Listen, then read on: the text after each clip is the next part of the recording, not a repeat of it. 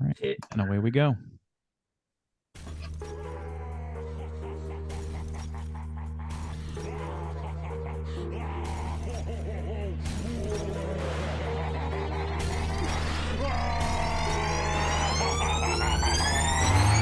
Yeah, we straight chillin', serial killing, pre-cold villains on the mind, got you reeling. 5-star rated from the floor to the ceiling. If you catch a 1-star, no time for feelings.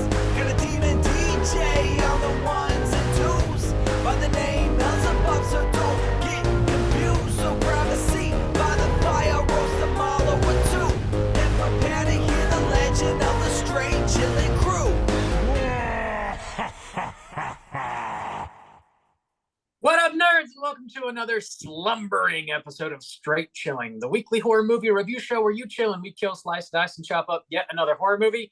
My name is Bob. I'll be your host for the evening. This is episode 411, recorded Sunday, February 19th, 2023. Tonight, we're talking about the winner of the February poll, which was Slumber Party Massacre from 1982. Before we get into it, let me introduce everyone else on the show. First up, calling in from Washington, D.C., we got your boy, Randy. What's up, man? Randy! Hello. I'm so happy to be here. I'm so happy you finally made it, Bob, you late son of a bitch. Can't believe how long we waited on you to arrive today. I was fishing, hunting, roasting chickens, and then you called and you're like, hey, everybody's waiting on you. Everybody is waiting on you. So I had to fly back home real quick to talk about this movie. Thanks for the reminder. I'm not sure why. I did not know you were a huntsman, but that's interesting. Okay. That's just what I do. That's not where I expected that to go. Me either. Randy, it's a pleasure to have you, as always. Next up, we got your boy, Soju, calling in from South Korea. What's up, man? Oh, what up? It's your boy, Sleepover Stains. Got my sleeping bag, got my mallows. Why don't you boys head on over? Head on over to Korea. Just pop on over. Yeah. Mallows, dude. Yeah, we got to make some s'mores. I'm stiff as a board already. I feel like you're confusing a sleepover with a camping trip, maybe? No. Okay. Bob, okay. you make s'mores at a sleepover. That's normal. Okay. That's a normal thing people do. That's what it's most associated with outside of this in the culture of the world, yes. Yeah. You don't order pizza or that's what we do in Korea. You guys just don't understand the culture over here. You guys don't it's a Korean thing. Culture? It's a Korean thing. I will not question that for a number of reasons. Yeah.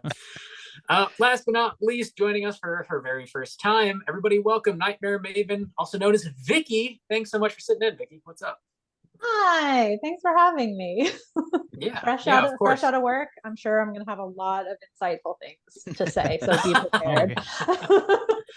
For sure. Thanks for rolling out of work and right into the insanity that we call our podcast. We really appreciate that. Absolutely. Promising insanity now? Don't overpromise. Promise. And we're gonna write a bad deliver. review if there's no insanity. I mean, we're gonna have to shockingly work on that. sane discussion on this podcast. I think one of the guys was hungover. I don't know. The question is, who? The other guy was eating marshmallows the whole time. Vicky, you have a really dope YouTube channel. Why don't you let all the listeners know where to find it? Yeah, you can find me, just search Nightmare Maven on YouTube or basically anywhere, and you can find me. Talk about horror movies, horror books, anything horror, and sometimes I say smart things. That's true. Hell yeah. Randy has referenced you several times on this podcast. I have, yeah. Oh? Yeah. I think I've brought you up before, by name maybe. But yeah, I've watched some of your stuff for quite a while actually, which for me to I have any dabbling with anything is pretty rare. I'm just sort of I stick to my standards. If it's not community, stare at the wall most I don't know what I'm even looking at most of the time. never dabble. Ever. I live in the Skinnamarink house and it's just constant. It's just that on loop. Constant gritty noise. You only play with Legos in this house. Check out finish our dinner. check out Nightmare Maven over on YouTube. She's got a lot of really great reviews for all sorts of awesome spooky things. So slam your eyeballs into that. You definitely will enjoy the shit out of it. Before we get into the main event, let's tackle just a little bit of housekeeping real quick. Our March poll is currently posted on our Patreon website. If you support us at the $5 level or above, you get the chance to vote on a movie we're talking about this March. The theme for March is It's a Scream, baby. And the movie is to vote between our Scream 2, Scream 3, and Scream 4. Bob, how those numbers looking? We only got about 3 weeks left in February, 69 weeks left in the month. Who knows how time works? Scream 4 is definitely winning handily. Scream 3 is in second place. Scream 2 is in last place, which is still a little shocking to me. Yeah, It pretty is, wild. yeah. Well, whatever. I You didn't never know clock how it as the polls are instant gonna win, go. but I would have assumed it would be beating 3. Yeah. Yeah. The general Same. That is assumption. surprising. I Yeah. don't know. Get your votes in. You've got 1,000,000 days left before the end of the month. So whenever you want, just go ahead and slide that vote in to our DMs. And we'll see what movie we're talking about this March.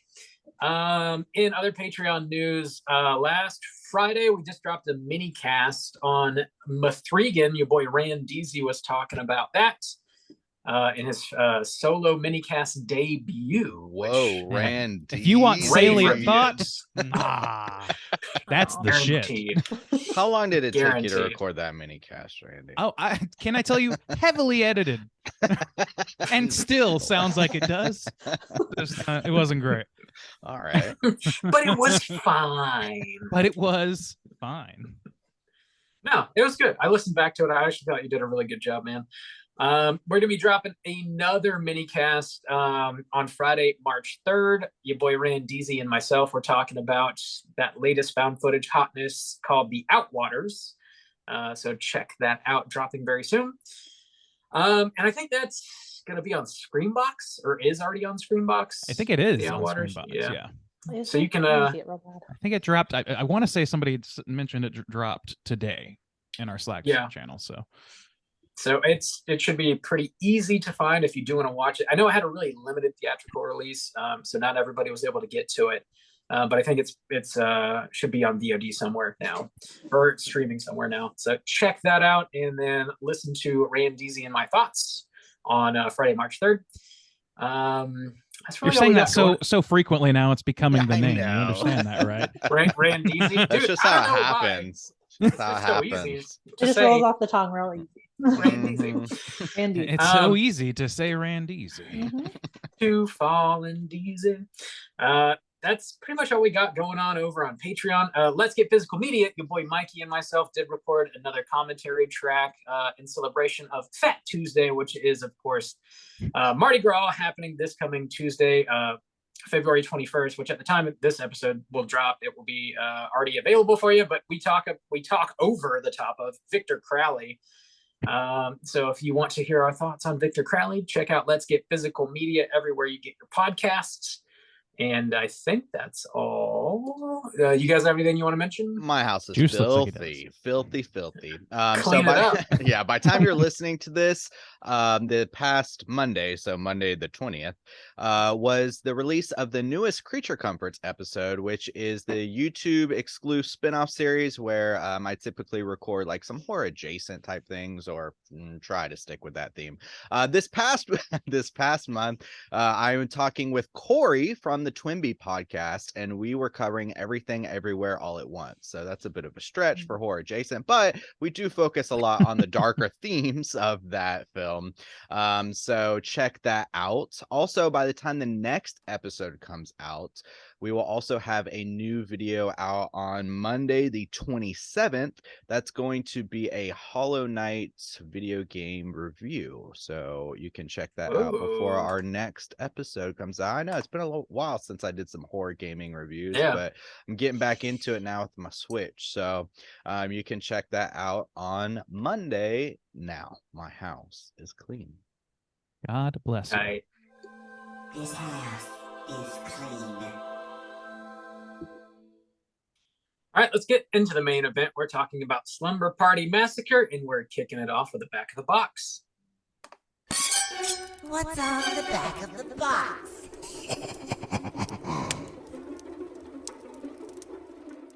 Bob, how many boxes of this do you have?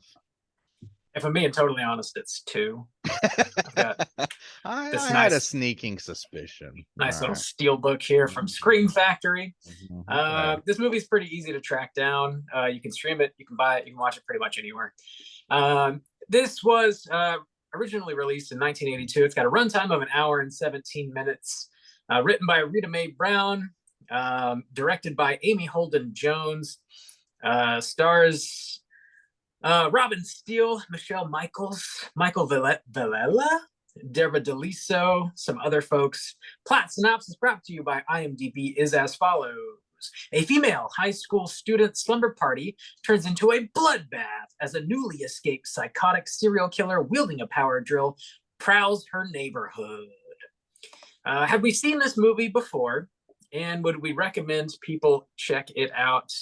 Vicky, why don't you kick us off, please? Yes, I have seen this before quite a few times, and I would definitely recommend, especially if you've seen all of the slashers, because I think if you're familiar with the genre, you'll note the differences, which I'm sure we'll get into. And also, like you said, it's literally free to rent, like basically anywhere. Easy to see. Oh yeah, for sure. Right on. Ray and Do, how about you?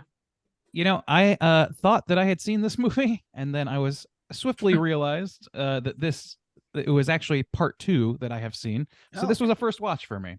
Wow. Markedly different from the second one, I will say that. But yeah, I think I would generally recommend it, especially to slasher fans, certainly, because this is kind of primed for that. This is right in the middle, the thick of all of that genre boom. So if that's your thing, man, this fits right in there. Right on. And Juice, what about you? I would generally recommend to like genre fans, but I think it's pretty well noted. Oh, this was my first time watch for me though, too. I'd never seen this film before. And I think I know. And I think it's like pretty well documented at this point that this is not particularly my bag, my brand of horror, that I'm certainly into the campy, schlocky kind of stuff. But if you are into that and you have not seen this, then I think that you should check it out, especially with the kind of reputation that it has now. And so yeah. Bob, how about you? Had you ever seen this before with your 2 blues, or were they just sitting on the shelf? Well, he read the IMDb synopsis, so I don't know. Collected dust, for years. So we've seen it happen.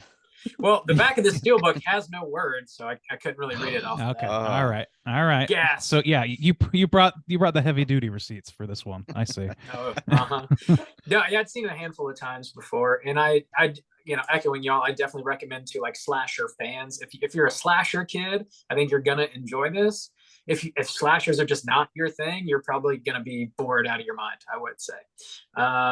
So yeah, seems like a pretty decent, I guess, recommendation across the board, with some caveats to keep in mind. If you have not seen this movie before, we're going to be spoiling the shit out of it, and here comes your warning.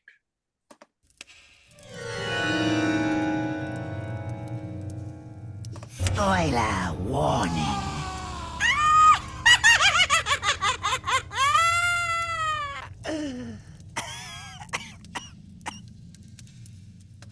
Bob, all right, do you have a plot synopsis? Yes. Ooh, it is. God, because this 6,000 got really pages confusing to long. me. There's a lot of different This- plot points going on. This is a campfire tale that Rob's going to do right now, is literally what's happening right now. The synopsis of the movie is de facto a campfire tale. 5 minutes to midnight. Time for one more story. Whoa. Gather round, children. Roast your marshmallows that you brought to the sleepover, I guess. If you want to do that. It's normal, okay? It's Korean. You don't get it. I'm normal. You're weird. I've been saying this for years. Roast the mallows at the sleepover. Decades at this point. Relatively short synopsis, but here goes. Trish Devereaux, an 18-year-old high school student living in California, decides to have a slumber party. Her neighbor David is given the task of checking in with her while her parents are away. As Trish goes to school, we see escaped murderer Russ Thorne kill a telephone repair woman and steal her van. At school, Trish invites her friends Kim, Jackie, and Diane to the slumber party, as well as the new girl, Valerie. However, Valerie declines the offer. After school, Linda goes back to get a book she forgot. She's attacked and killed by Russ. That night, during the party, the girls smoke weed and drink alcohol while Valerie babysits her younger sister across the street. 2 boys from school spy on the girls as the neighbor is killed outside with a power drill. Diane then goes out to her boyfriend's car and finds him decapitated. The girls then order pizza. When it arrives, the pizza man's eyes are drilled out. The teens grab knives. Jeff and Neil run for help, but are both killed by Russ. He then gets inside the house. He kills Jackie and Kim. Trish flees. Valerie and Courtney walk over, and they find the girls dead. Their coach, now concerned by a previous phone call, comes over as well. She is killed by Russ.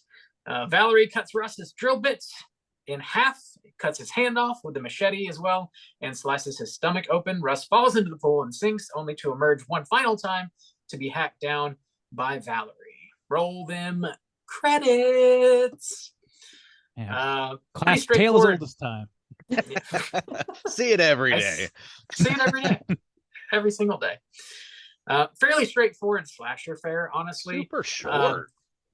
Yeah. Like 77 minutes, I think, on my little like scroller thing. Yeah, they kept it tight. Yeah. Which, it doesn't really need much padding. There's not much in the way of plot, I don't think, necessarily.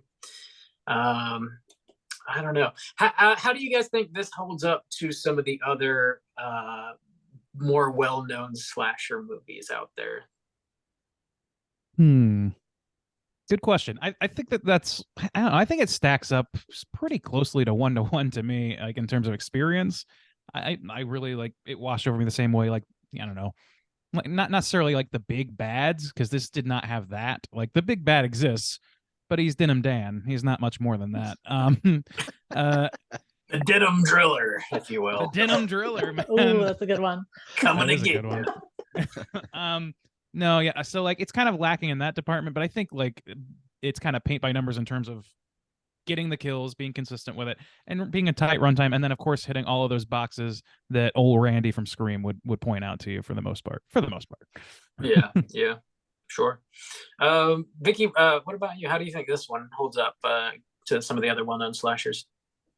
I think for how basic the story actually is, it gets mentioned quite frequently when people talk about slasher movies. Like it keeps its notoriety a little bit. Like it's still in the forefront of people's minds when we talk about slasher movies, even though it's definitely not on the level of the bigger ones that we all know and love, like the Nightmare on Elm Streets, the Friday the 13th, like that. But surprisingly holds its own, I think, amongst the many, many, many slashers that came out that decade.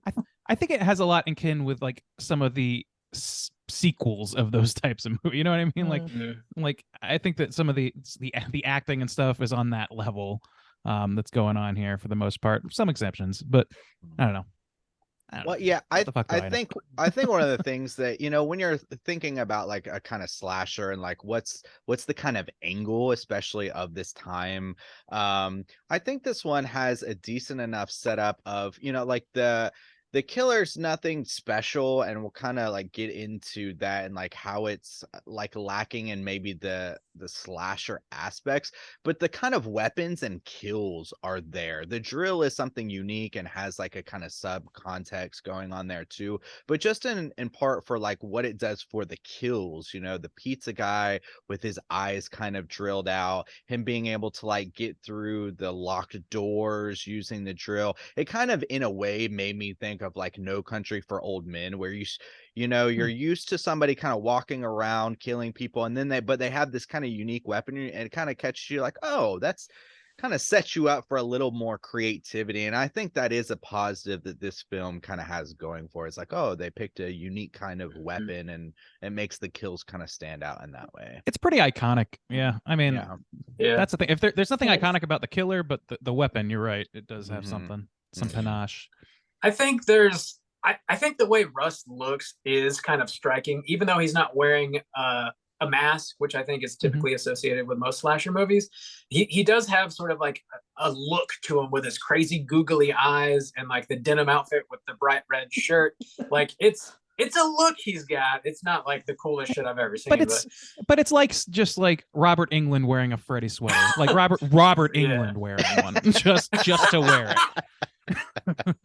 Oh It's God, like, the sweater. yeah, it's the sweater's not scary on its own. For a minute, when I was like kind of assessing the time of this movie, like when did this come out? He kind of looks like and reminded me of Henry Rollins. Okay, yeah. He kind of, that's why I kept thinking, I was like, is that like Henry? I don't know, like that just kept popping into my mind. I kind of wish it was. I didn't think that guy could go darker. I don't know why that popped in, but yeah, he kind of looked like that to me. The intense eyes, man, I could see it. Yeah. Mm. Yeah, the drill is a really nice touch for this movie. It's better than I think just using another, knife or pitchfork or machete or whatever garden tool laying around. Although he does mix it up a little bit, like He kind does. of spur of the moment stuff. Yeah, sure. Yeah, that drill bit's like, I don't know, like 2 foot long. Like if you're gonna, compensate for something, which I think is an intention of him using a drill, I think it's hilarious that it's so fucking huge. I don't know if it was explicit or not, or if maybe, I don't know, but like, was it supposed to be something he found in that work van? I think so. Yeah. Okay. Oh, really? I didn't piece that together. Okay. I mean, that would make a kind of sense, right? Because Yeah, she's it running would, wires yeah. through It building. would. So yeah, okay. I Yeah. thought that was implied, but not spoken. So Well, they happy to had be mentioned, correct. the newspaper mentions that he has killed before somewhere else, like in California, Right. and so. But I Right, guess they yeah. specifically don't say the drill. I feel like, killer or yeah. whatever. So yeah, I they don't say guess- drill killer, which they definitely would if they knew. Yeah. Yeah, yeah. So I guess so. I didn't think about that though. Yeah. That's the only reason that he has that kill, I guess, is just to do that moment. One thing I didn't realize, kind of going off of that, so Rob is going to play an interview later, a short interview, but I listened to the whole thing, and one thing that I don't think I quite realized was that, and I didn't go back and watch, so this couldn't be incorrect, but none of the women are actually killed on screen. Is that right? For the most, yeah. Yeah. Okay. Yeah. I don't think anybody is killed on screen, No, except for maybe the one definitely at least 2 of the guys, Mr. Constant or something, whatever. He gets. Oh, you know what? No, one of the girl neck gets cut across out. the neck. That's and then true. The coach gets cut across the belly. That's okay. Never mind then. Okay, maybe she said she tried not. The director said she tried not to film the women dying on screen. So or you see the action of it. Yeah, definitely the most brutal kills are the 2 kids that are like the peeping Tom kids. One of them gets stabbed several times on the lawn, and the other one I forget how he gets killed. I think he gets drilled. Just drilled, and then drilled, he gets drilled like at the door because he lives, doesn't he? Or is it the other guy? He gets the drill. The boy gets drilled. I was trying to hold it together. Damn, yeah. Poor little feller got drilled on camera. Hate to see it. To death. Here lies baby Toby Gill. He got the worse end of the drill. I don't even remember those dudes' names. I made that up. It's very difficult to remember most of the names. Shitty Trish, the main boyfriend girl, 1, for sure. Shitty boy 1, Shitty boy 2, and then Diane. of girls. Yeah. And coach. I do think whenever he first gets the drill and he's chasing the one girl around in the high school, I think there's like a decent amount of tension built up throughout that sequence where she's like trying to cover up her own blood and it runs underneath the door and you're like, oh my god, like her injury is gonna fucking give her away. And like I thought that was like a lot of really nice tension that like doesn't really happen much throughout the rest of the movie, but like the beginning right there, I was like, man, that's a pretty cool sequence. I thought. I also loved the setting. Like I felt like that Yeah. really looked like a lived-in school, which is a lot of times movies have a tendency to like, you know, pristine it up, or like if they're shooting on location, or just fake it up like Boy Meets World set or something. So yeah, I was happy to see like, oh, like there's some scraped in words on the plexiglass and shit. I was like, that's real. That's a real school. That's a real American high school, guys. And it was nice and shitty. They had some cool shots though too. Like they had a really nice shot of the gym when she's walking to and from the gym door. I don't know that I like the compositions in that sequence in particular. Yeah, So- they blew the whole budget on that one cat and mouse Yeah. situation. Well, I'm kind of glad that you brought up that you like the tension there, but that it didn't exist anywhere else in the film, because that's kind of how I felt. And so there were two major aspects where I was kind of considering this, it's this kind of cult classic, infamous kind of slasher now, but when we're also looking at Roger Corman in the realm of like exploitation films, one of the things that like really kind of tips it towards the other end is that it doesn't have some of those tropes, or it doesn't lean as much into some of the tropes of the slashers of kind of like the horror aspects of the tension of the stalking. Normally the killer is like more in the shadows, you don't know if they're right around the corner in your closet. I mean, this dude we see him creep into a bedroom, like it's not like he's standing there, he's like in full light and everything. And so in that way, removing that first kind of scene where there is a lot of that kind of creeping around, he's still just kind of standing around the hallways and stuff, but you see him jogging back to the van. I thought that was hilarious. Realistic. He's got hustle. Yeah, this isn't Michael Myers taking his time and teleporting. Yeah, there's no mystique going on there. Running in that amount of I would love to denim see is him not like get in the van, glorious. shut it, and just go real time, turn on the radio. Levi's don't breathe. Holy shit. Oh god.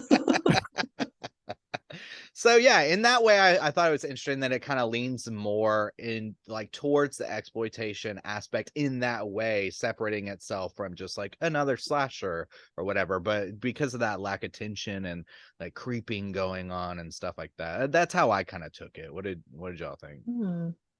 I think that's interesting that you said that, because and maybe that's just because as a woman watching it, the fear for me is the fact that there's just a man out there and they're alone in the house and it's dark out, and that to me is really scary.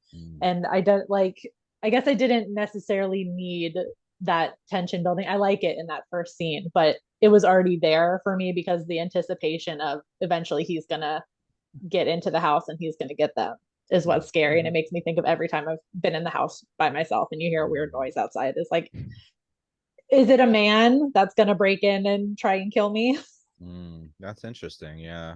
Well, because they play with that specific aspect, now that you mention it, a couple times, because like with the boys too, even when they're messing around, but their whole thing is like, we're gonna scare them, we're like looking through their window, we're like doing it. But that's also like a fear, of like even these goober ass motherfuckers like creeping on you through a window. It's like, that's not cool but that's played up for they're the not that jokes different from him. Yeah, that's the thing. So yeah, that is interesting. They're just not, they don't have murderous intent, but they are also participating and doing, like, he leaves a fucking baby doll or whatever that they think is them. Like that's an intentional parallel that's happening there between those characters. I think that's an interesting moment in this movie. The movie starts off with Trish, and she's like throwing away a box of her old toys. One of them is that doll, and it's in the trash. And then we see like a hand off screen, like come into frame and grab it. Give me the doll. Which is Russ. Yeah, give me the doll. Which is definitely Russ. And like, we find out like she's newly 18. We assume all of her friends are like newly 18. They're still in high school. She's throwing away her dolls. She's like an adult. She has like her own sense of agency. She's her own person. She's going on about her business. And then later in the movie, we see him like, slam the doll into the windowsill, and it's covered in blood. And it's like, I sort of like read into that situation like he's like rejecting her sense of agency. And like, he even later in the movie says like, he loves them, and it takes a lot of love to do this kind of thing. And he knows they want it. He knows they're going to love it. And it's like, he knows what they want statement of the movie above what they want, above what they know they want. They're like, it's sort of like him forcing his will on them in a sense. And yeah, that is like, if you're going to go for like a broader point, I think that's what I would pull out of it first and foremost. But that's just me and my read. I don't know. I don't think you're alone in that at all. Yeah. No, it's a loss of innocence too. She's an adult now, and totally, this thing is going to happen to her right after she's decided she's going to be grown up. That's why you got to cut off the dick. That's what you got to do. That's what I always say. They do indeed. Mom always said, if they come at you, go for the dick. Well, so I wanted to kind of ask you guys because immediately I clocked this as like, this is weird. But I thought they were going to play it up a little more than they did. And I thought they could have made it stronger with the neighbor, Mr. Constant or whatever his name was. Weird fucking name. So I thought, was it Constant? Because that's gotta be intentional. It's something like that, or Constant, maybe. Content. Constant. It was something that was definitely not a name. Constant. That's at least what the subtitles. My name is Milquetoast. Nice to meet you. Well, so immediately when the parents are leaving and they're like, "Oh, Mr. Constant's gonna look after you" or whatever, and I was like, "Okay, this dude's kind of like creeping me out a little bit." And then there's moments he's in the house, he's walking around the house with a machete, and ultimately it doesn't become anything. And I thought that they maybe could have played with that a little bit more, but where my mind was kind of going and where I felt it would have been stronger is if he was more of this kind of like stereotypical like strapping man, like I'm gonna look after you, but that means I'm gonna creep into your house, like I'm just gonna come to your house uninvited and I'll walk around your yard with a fucking machete, like oh, I'm the man, I'm protecting you, but that induces fear. Like, why the fuck are you in my house? Like, why are you walking around my yard with the fucking machete? Like, that's not chill. So I felt like I got kind of that, but they didn't play it up, and so then I was questioning myself of like, were they really kind of going for that, or like could it have been stronger in that way? Did y'all feel that same kind of like iffiness for this character? I immediately was I don't like this. Oh, he's a creep. Yeah. He's 1,000% a creep. Okay. The excuse, I'm gonna walk around killing snails. Give me a break. With a knife. Like, this is the only way to kill him. He says that in the movie. Give me a break. You don't have a foot? Like, what is happening? Like, everybody knows you can just salt a snail. Yeah. Like, snails are known for salting to death. So they're more delicious that way when you add salt to them. There's that whenever he's in the house, like Trish, I think it's Trish, she like hears something, she's like, oh my god, I think someone's in the house, and she walks over and just sits down and starts playing piano, and then like just stops looking for anybody in the house. I was like, why? What a choice. And then he like creeps up. I don't know. You never just walk into a room and forget what you're doing? Come on. Forget that you're scared for your life? Wait a minute. What was I? Oh, I was going to play Chopin, of course. Chopin. Chopping. I love chopping. I'm glad I was like, from the immediate scene with the parents, like, he's gonna watch after you. I was like, what is this guy doing? He's just they did pick a good actor to be kind of like creepy, but I see him as like a creepy youth minister more than creepy tough guy. That's a good call. Okay. Yeah. You know what I mean? He's the guy's like, oh, worry, girls. You guys be careful with that Maui Wowie. That was the part where I thought maybe he would actually factor in a little bit as being like, this is like as a mislead. They're putting him being kind of okay with like small crime. Like he wasn't the drill sergeant. So it's like, okay, maybe they're setting him up for a bigger crime later, but no, he just killing snails.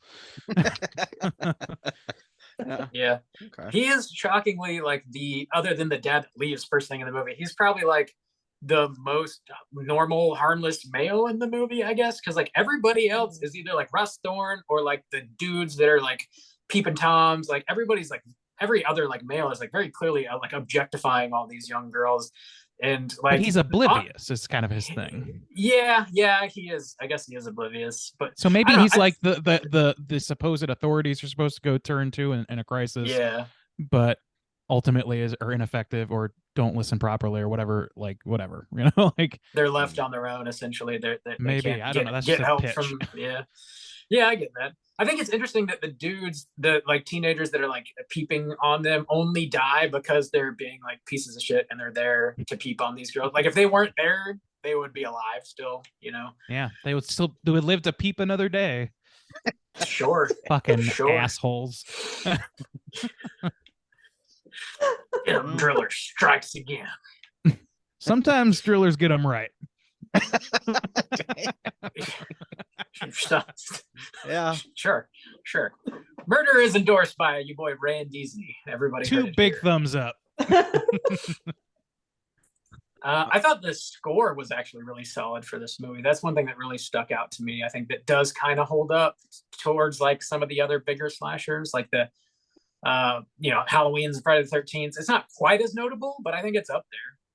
You know, I found out some trivia about this today that I'm gonna try and get this right. I'm probably gonna get a detail wrong, but I think like the writer's brother or something, like one person who was related to somebody on the high end of the production of the film, did all of the music on a small Casio keyboard. Is the So, director's brother, I think. Yeah. Oh, you knew that? Okay, great. Yeah. Yeah. I thought that was pretty badass. You know what? Like, fuck yeah, like get in there. I don't know. I like to see somebody like a no-name person get in on any level of big feature. You know what I mean? Especially at that time, it's nice to be able to sidle your way in. Yeah, you got to sidle sometimes. Yeah. Up. Outside of like that guy though, I didn't feel like any, other than like the guys being like pieces of shit, I feel like ultimately the characters are like pretty thin and like nothing else really factors in as much. I thought too, like maybe I kind of wanted the coach to do a little bit more. I was kind of hoping like the coach was going to show up and she was going to whoop some ass or something a little bit. I don't know. That's kind of my hope. She does beat the shit out of him with a poker. Yeah, she definitely does better than old fucking the peepers and everybody else. Really, she does better than everybody else. Pretty much everybody else. And I think too, I like that dynamic because I was really like starving for someone of substance. I really was hungry for something to kind of matter or to have some kind of weight, because the dynamic between the two sisters is pretty solid too. The older sister and even kind of playing into that idea of the older girls, they're becoming they're putting away their dolls, becoming adults, growing up and stuff like that. And so having that aspect of the older sister and the younger sister and kind of like them having those natural kind of conversations, I thought that was pretty strong, but didn't really amount to a whole lot. And so like when they were doing the thing with the coach too, where the girls were calling the coach and like, hey coach, we know what's going on, and then she was worried about, I was like, I want something to matter. Like I want some kind of character to have something going on. And ultimately I think I was just kind of disappointed in this film in that it's just like every time I thought some intriguing little aspect was coming up where I was like, okay, am I going to get something here? I ultimately didn't. And I was just kind of left hungry at the end of it. Like, oh, I wish something had some more weight to it or something. Interesting. Yeah. Yeah, it's like they're kind of leaning into that. I'm sorry. Oh, go ahead. Okay. It just felt like, to your point, that they were really leaning into that like basic slasher thing. Like maybe they didn't feel the need to expand on it too much because this is what slashers do. But you're right, a lot was set up and not a lot paid off at the end, other than the drill getting cut in half, which is like the best part of the movie for me. Yeah, and that's kind of like it's not a character-driven movie. It's very much not a character-driven movie. But I would argue that they do a little bit of work to at least try and separate their characters. They don't do enough, but like because there's just groups, there's just groups. There's pods of people, and they run together. Like you're like, wait, is this the one that's interested in this girl, or is this one that's like, I don't know, that's whatever it is, that's angry at the other one for being good at basketball. It was tough to keep track of for a few minutes. And the two contenders for main character or final girl, it kept oscillating between like the girl who's hosting the party and the girl next door. And I could not determine until they really started fleshing out that sister relationship. I was pretty on the fence until I was like, okay, I think they're going with this girl now, and this is going to be like the core relationship. Everybody might be dead, but that other girl was like factoring in so heavily, and it turns out that they were basically both final girls. So that explained it, I guess. It kind of split my focus, as maybe that's part of why it felt like thin characters, because there was no like centered character that stayed primarily centered throughout the movie. And I do wonder that if some of that thinness is held over by the fact that this was originally written to be a parody of slashers, in which, of course, you probably wouldn't have very deep characters, because it's supposed to be a surface level kind of, commentary on what we've seen over, the dozens of other slasher movies out there. And like, if there's also like some pretty hokey dialogue, some of it feels out of place in this. Like some of it feels like intended to be more humorous than it really comes off. And I wonder if some of that is also a bit of a holdover from the parody of the original script. I know it was like rewritten by Amy Jones, but some of that had to have stuck around, I would imagine, for better or worse. I don't know. Some of it is funny to me. Some of it just rings a little bit hollow too, though. Mm-hmm. No, yeah, I don't even like. I don't know whether or not this is a comedy. Like, so it's been described by, I think Amy Jones said it was considered a black comedy or something like that. I don't see a lot of the comedy in it, but I can see where like inroads are, where you could have like a joke clearly lived here at one point and they excised it and just sort of smoothed the edges as little as they could. That's kind of what it feels like with some of the writing. And you know, it's hard to blame them because they could have gone back totally to square one, but it sounds like they didn't have the option to do that. Like, this was truly like, okay, just take out all the comedy and make it, but they want like Corman wants it the same, is what I kind of imagine happening there.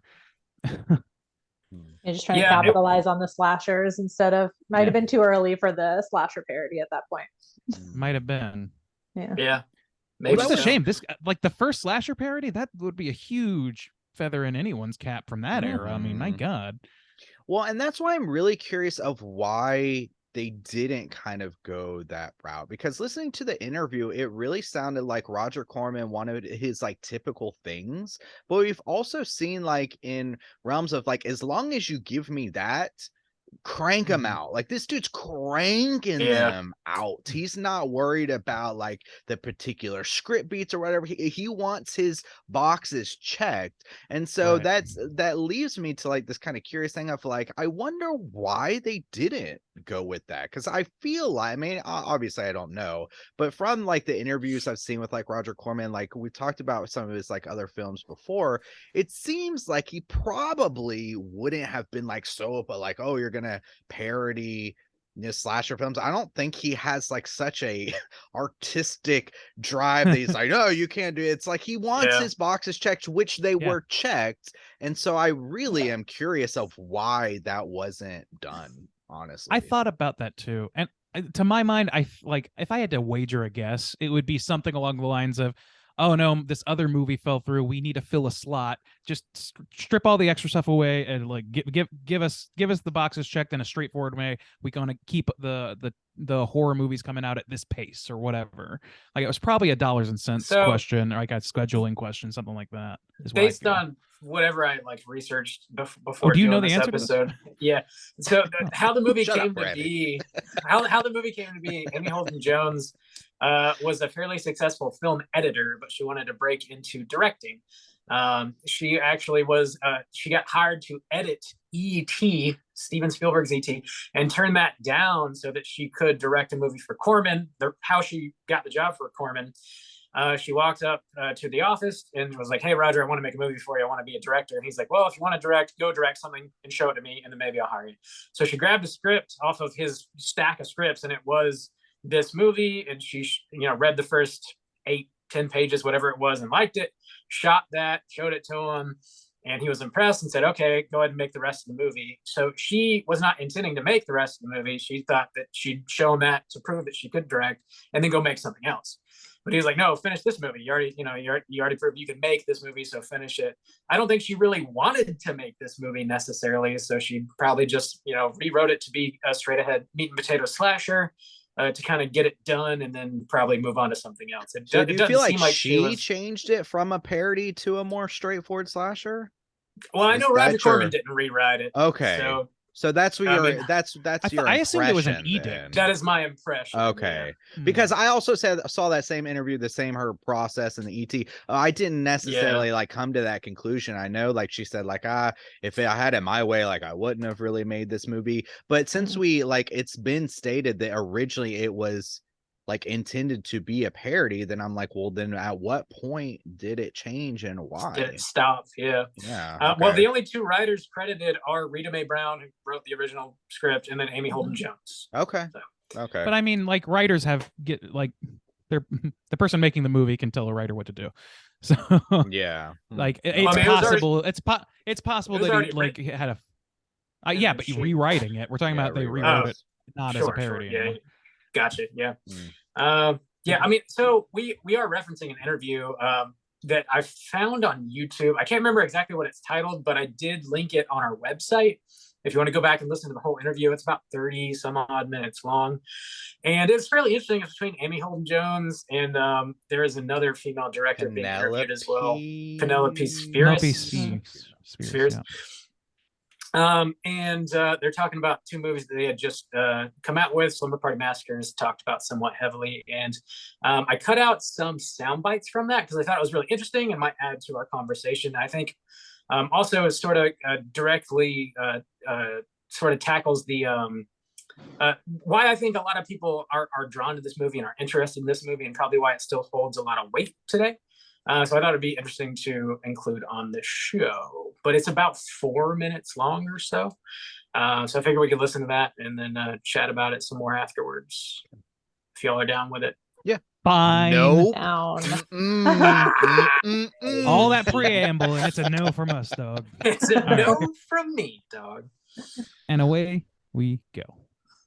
Proud of everyone it. think exploitation is a bad word? That's amazing to me. It's not a bad word to me. I mean, I came out of there, and almost all of the big male directors in Hollywood came out of exploitation films. Martin Scorsese and Jonathan Demme, De Palma. Francis Coppola, De Palma. All these people made films for Roger Corman, whose the films you may not have seen, or you may have seen. They were biker movies, they're women in prison movies, they're exploitation movies. Nurse movies, yeah. Stewardesses. Jonathan Demme made 6 of them. I'm very happy that I got away with only doing 1.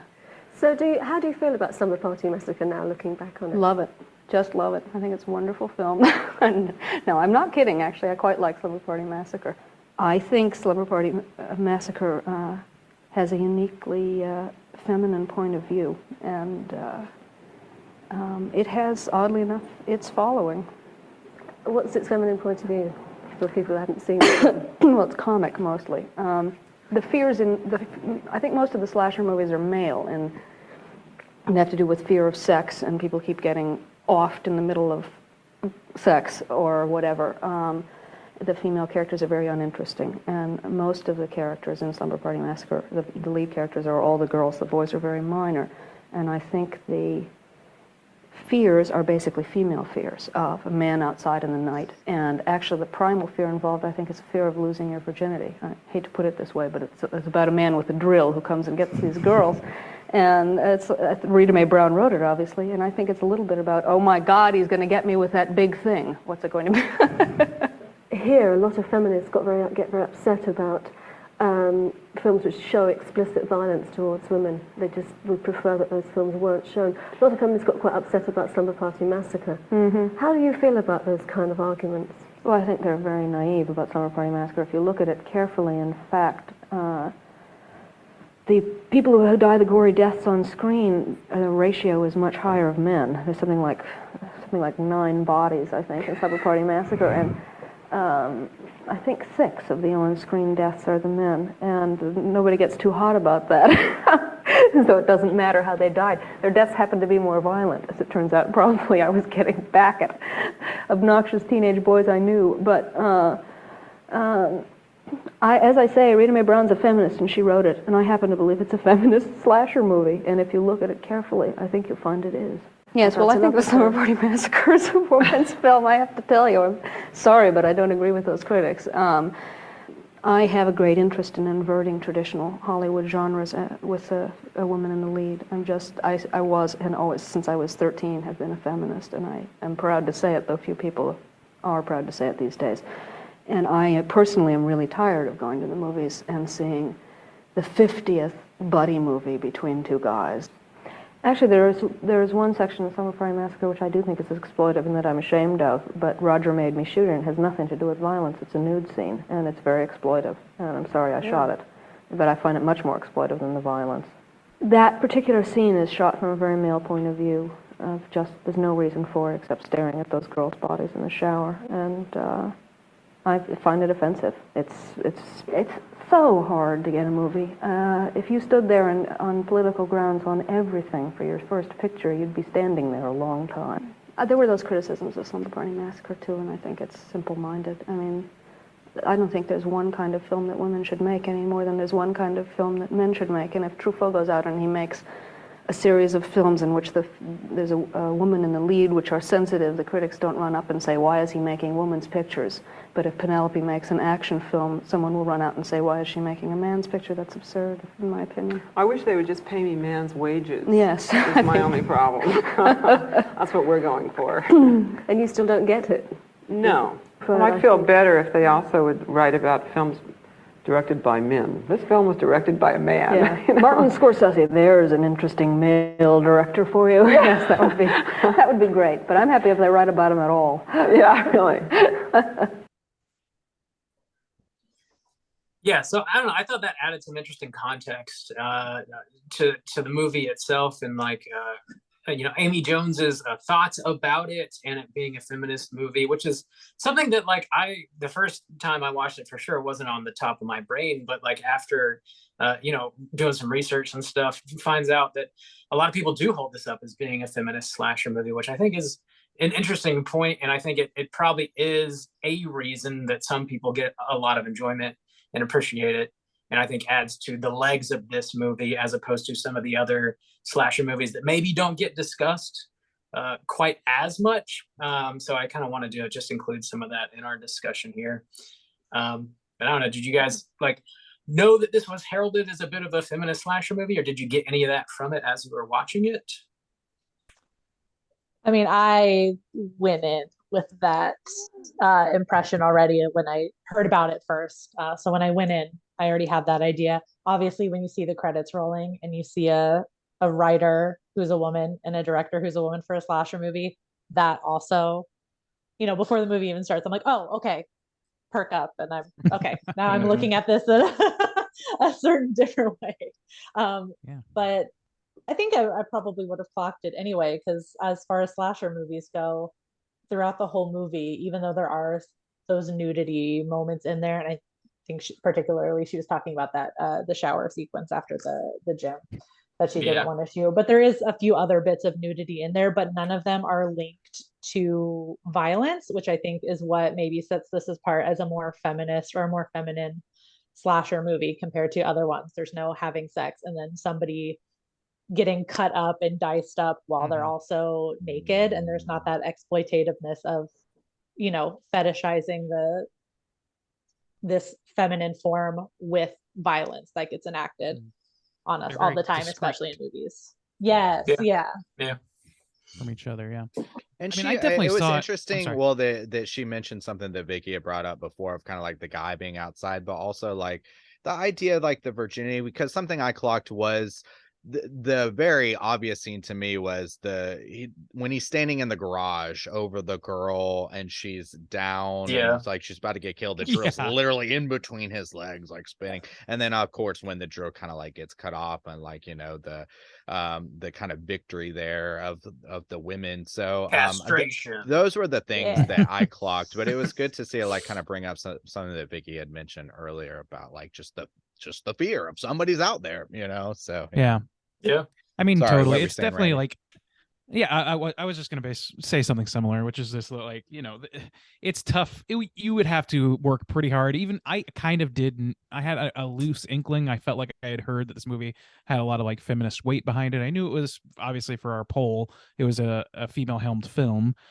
We chose it for that reason. So I knew that. And I was like, okay, well, that would make sense. These things. Anyway, long story short is I definitely went into it kind of with that expectation, but like, man, I didn't have to. It's like some of those scenes are so on the nose. Like if you're looking for subtext at all, you're gonna see that. And it's like comic, like that's the part that's kind of funny. It's how comically, like, to me, bold and on its face it is. It's just like, yeah, this is the guy's dick, and yeah, this is him saying to her what shitty dudes have said to women in bars for 100,000 years or whatever. So probably not that long, but but yeah, I don't know. I felt like it was, and it not to a detriment though. I would say like it was like an oasis, you know what I mean? To Justin's point earlier, it's like a little bit dry on subtext or anything else.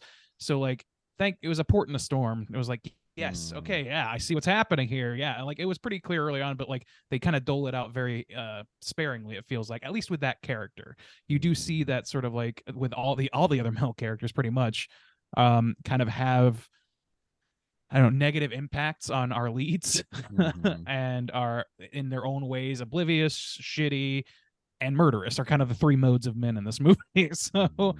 it's pretty clear, like based on all those things, put all those things together. I think you've definitely got a feminist film that has some like decisions not made by the director, which is contrary to what they said about Corman being like the hands-off guy, but not entirely. Maybe just more so in comparison. But anyway, Yeah, I think Juice was talking about certain boxes that he expects to be checked for just about every movie, which is like copious nudity and of course violence. Outside of that, I think you can do whatever the hell you want. And like speaking to that one shower scene, which is very exploitative and lingering, has a lot of it's like just very nipple unnecessary dead nudity. center of camera. But Like, it is Jesus. like, for me anyway, it feels like it's shot in a very like plain, matter of fact way that's not particularly sexy. I mean, these girls are just chatting, showering, or whatever, and it lingers for a long time, but it lingers like so long that it feels like bizarre and like made me feel uncomfortable to watch personally. So like, I don't know like how titillating it necessarily is, even though there is a lot of nudity, but that was my personal reaction to it. It made me feel fucking weird. I was like, okay, this is a lot. This is a lot.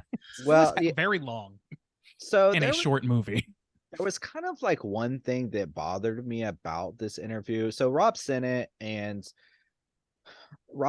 then I watched the whole thing, and then I'm listening to it now, and it's like I was thinking about it in the movie. Like there was the subtext, obviously. One thing I picked up on this time before I forget it was the idea of the buddy cop thing and how she did have the perspective of the two sisters, because that's what I was kind of talking about before. Of like, oh, it feels kind of like natural. They're in this together. You kind of see like their roles and stuff. But one thing that's weird about this interview to me, and like there's something I can't quite wrap my head around with some of these like ideas and justifications, is the clip that Bob sent is it literally starts off with them saying like, people say exploitation in a negative sense, but I don't think it's that way. Like, oh, exploitation, it's fine. Exploitative films. And I'm wondering if they're talking more from a violence aspect, like it's okay for women to make violent movies, because what they say later goes against that idea of, people say exploitative in a negative sense, but I don't see it that way. And I'm very proud of Slumber Party Massacre. And then she goes and says like, I didn't want to shoot that. I didn't want to make it this way. Roger Corman made me make it. And it's part of the exploitative nature that we shouldn't be doing, that it is exploitative against women. And so I'm like, so where's the middle? Like, where's the connection coming in? Yeah. Are they, because I like, if they're talking about like, oh, they say women shouldn't make violent films where like people are killing each other and stuff, like, yeah, okay, I completely understand that. And I'm just like kind of confused about the statements and like how they fuse together. I guess I heard it as more, it sounded to me like more she was talking about, I guess, maybe directors' origins, because she also makes the point to mention like all these other directors that started in exploitation films. And that's at least the angle I thought she was taking it from. Like, it's not a bad thing necessarily that they are making these exploitation films to get their foot in the door directing wise, because a director ABCD also did that. At least that's where I took from it. Yeah, I kind of got that too, because she does like immediately start listing off names of like the idea I think that she's talking about is what you just described, which is, we're like it. I don't know that she's co-signing on those particular pieces of exploitation. You know what I mean? And there are other, like, she could be talking about the violence. She could be talking about like other things you can exploit and have been exploited on film. Who knows? Like but she sees it as a viable career path, that is a valid career path to take, more than she, like cares that she's contributing to this thing that she doesn't necessarily respect universally. Yeah. So what I got from that specifically was I don't get the sense that she has qualms with there being nudity in movies, but she does say that one scene in the shower has a specifically like male point of view, like a male gaze to it, where it literally has nothing to do with the story whatsoever. Well, whereas like the other scenes in the movie that do have nudity in them directly leads to like the demise of a shitty dude. So like it does have more of a purpose, I think. Whereas that is just like nudity for nudity's sake, and that's about it. I guess I personally have a harder time because like I stated at the beginning, like I'm just like not really into exploitation films just because of like, and not even necessarily like, you have to kind of separate. Well, you kind of have to separate the idea of, you know, like nudity in films, like from a not exploitative standpoint. It's not like just because there's nudity there, but just from the basis of what an exploitation film is. It's cheap. You know, they hire very inexperienced people for cheap. You know, they can't like don't have any experience acting. They don't have a lot of money for effects, and they like kind of prop it up through this idea of like getting butts in the seats through things like violence and nudity. And I just like, that's not really my thing. And so when I'm looking at it, I guess, you know, we were talking about before, another Roger Corman film directed by a woman was Humanoids from the Deep. And in Humanoids from the Deep, when we covered that, I was like, I can recognize here that the woman, the director, just regardless that she's a woman, she's like really trying to do her best with like this medium of like trying to make it something more than it just has to be. Like she like tried to make the craft like above and beyond. And it was only because Roger Corman literally hired a male director to film nudity and exploitative scenes and put it in there that it dropped the movie for me. I was like, now I don't think it's as good, not anything from what she did because she did her best. And in this film, I don't really feel that. I feel like Randy said before, it's like very paint by numbers. And in that way, it's kind of like bothers me to hear her talk about it as if it's just kind of a stepping stone of like, yeah, it's not very pretty. It's not what I wanted to do, but it was my way to become a director. Almost like saying like, I know like it's exploitative and I didn't want to do it, but that's how I can like get mine. And I'm like, I don't know, that kind of rubs me wrong to hear it that way. Am I taking it wrong? Do y'all think? I mean, I think that's that's what ties directly to the male directors. You know what I mean? Like male directors don't face the same scrutiny that were necessary. Like that's what she's rallying against. So to her, I feel like it's a defense of that.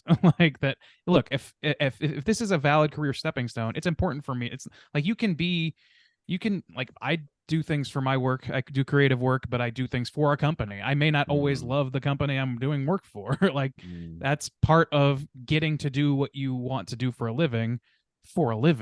Like, so you make small sacrifices every day, unless you're like independently wealthy or you're outsider artist just doing shit in the desert or some shit.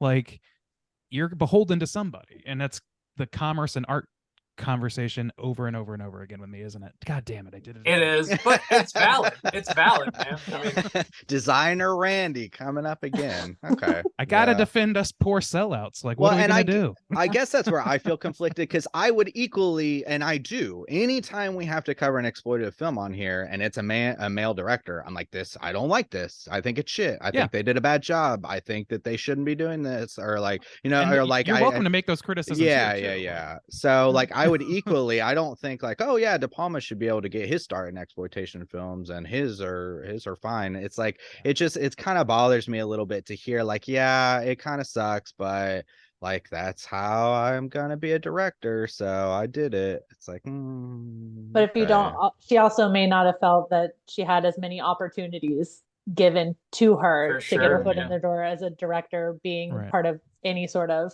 minority group that isn't a white man in Hollywood who get handed projects a lot more often. She wasn't even hard to. Oh, sorry. She had to take it. Yeah, that's true. She did have to earn her way. Yeah. I feel like I can't fault anybody for taking the bird in the hand. You know what I mean? Like, she had ET, but she was going to be an editor. She doesn't want to be an editor. She wants to be a filmmaker. And she has an opportunity with Roger to have creative control over some artistic project with some caveats. And she did the equations, and that's what gave her a career and as a filmmaker. Maybe there was another path, but maybe there wasn't. You know, you take what you can get sometimes.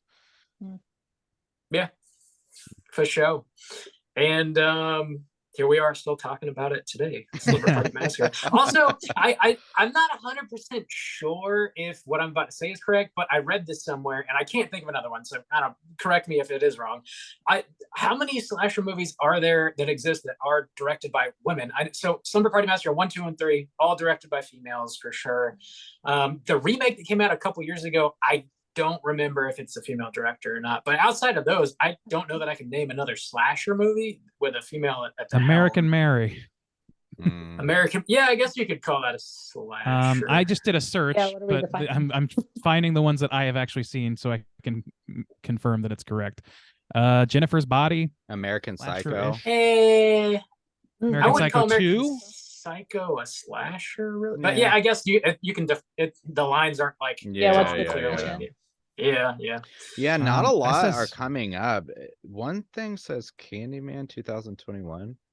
Who was the director Yep. of that? Yeah. Me Okay. and Yeah. Yeah, Yeah. It's like, I know we covered this.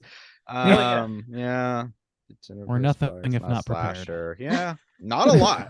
Not a lot. Not a lot. Short list. Yeah. Very So- short. I just list, given you yeah. all the horror movies made by women. It's easier. rattle 'em Yeah, up. it really is. It's like, If you want to get one over on three idiot asshole dudes, this is the time. You could totally do that to us. We could do nothing about it. Dunk on our asses, please. Any other major points you guys want to touch on before we rate Slumber Party Massacre? No, It's so- not really related to the movie, but it's just a funny fact if you want to hear it yeah. about the writer yes. of this movie. Just because I work in a bookstore, Rita Mae Brown, who wrote the movie, is an author. And it always just tickles me that she wrote this film, and one of the biggest series of books we have is a cozy mystery series, which is written by her.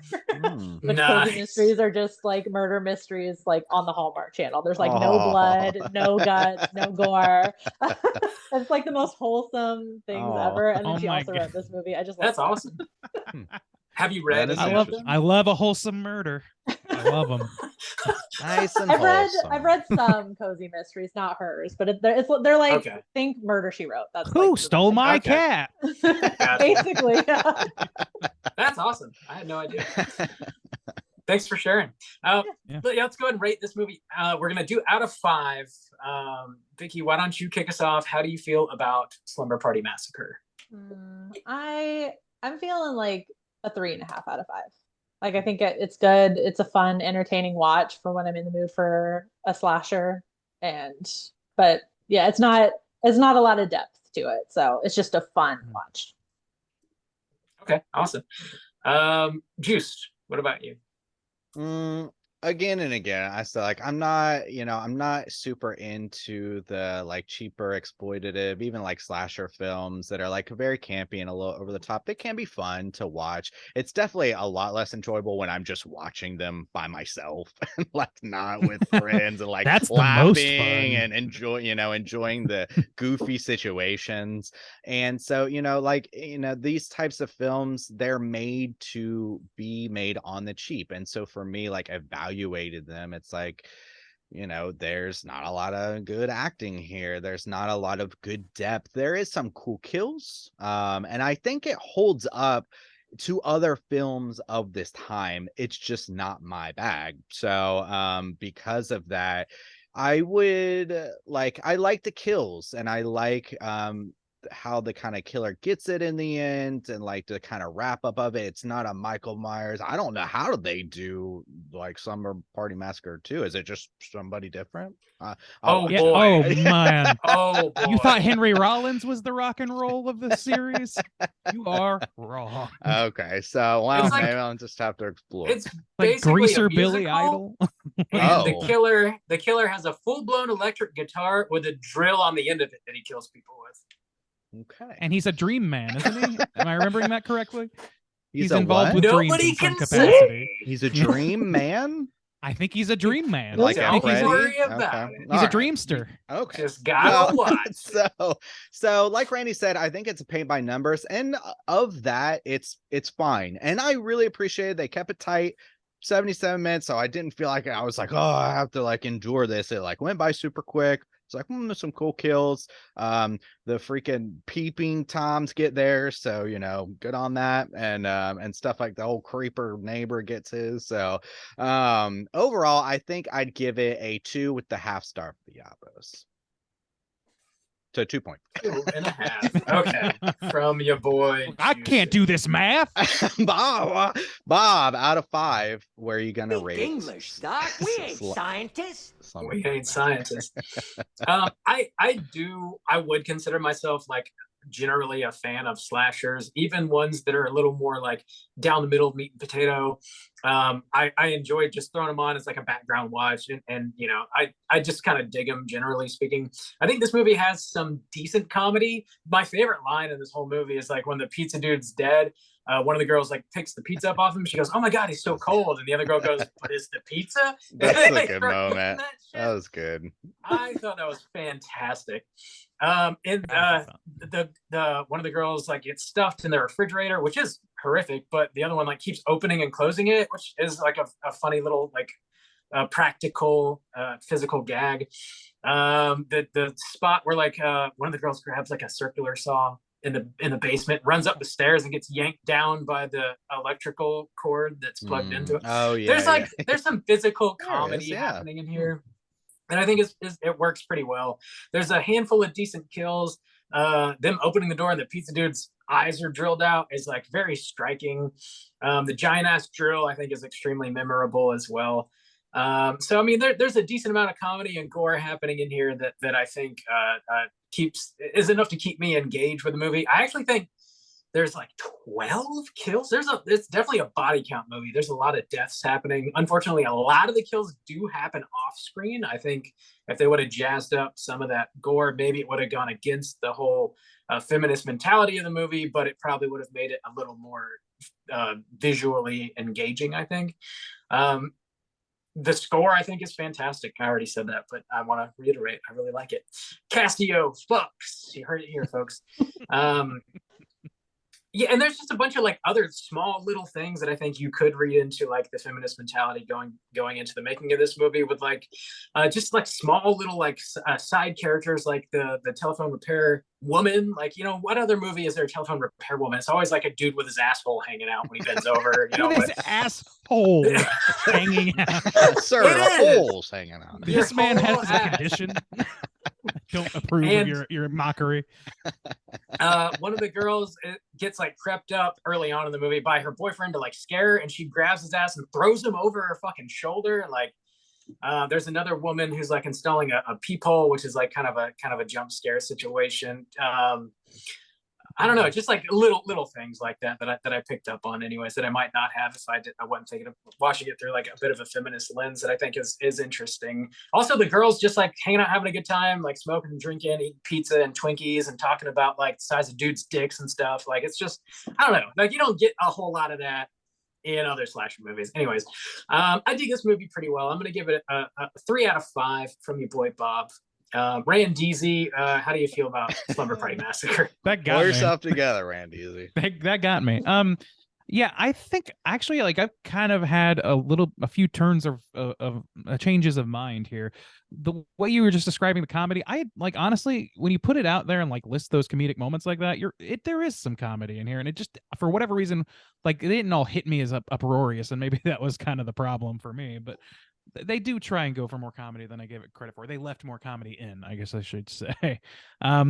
Yeah, I think this is definitely like story-wise sort of down the middle, but I also, the other thing I changed my mind about, I think, is that, I knew this had a reputation because a female-led slasher film, very unique for its time, all that stuff, but like I didn't know about like necessarily all of the subtext that I was going to get, and there isn't a ton, and it's a little bit one note, but it's there, and I'm like on the record as being like a guy who likes to chew on the fat of a movie. Like, this conversation is probably unfortunately more fun for me than the movie was.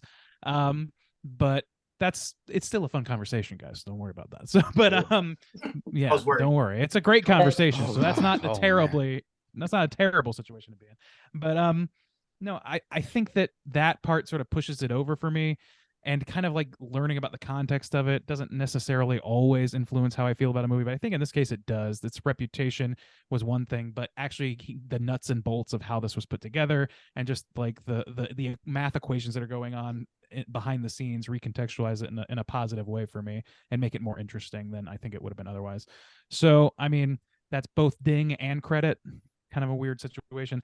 I think overall, like that comedy revelation and everything else pushed it a little bit further up for me. I'm going to give it a 3 flat.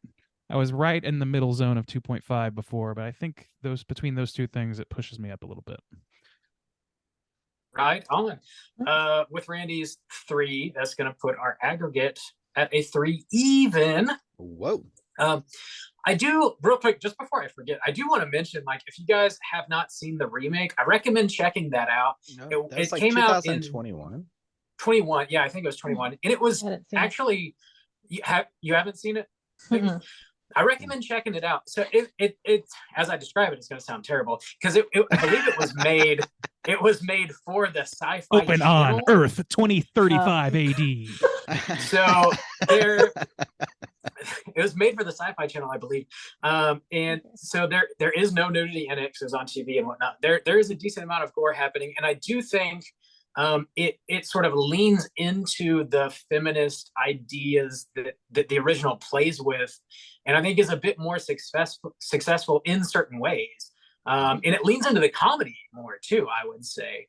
So if the original is sort of up your alley, I would say check out the remake. I think it's a lot better than I would have anticipated, knowing it was like a fucking sci-fi movie for sure. But I seem to recall seeing that it had quite at least at one point had a really strong Rotten Tomatoes score. So if that matters to people, I hope it does. Because Bob, what's our next segment? Let's talk about segue Randy over here. Ooh, the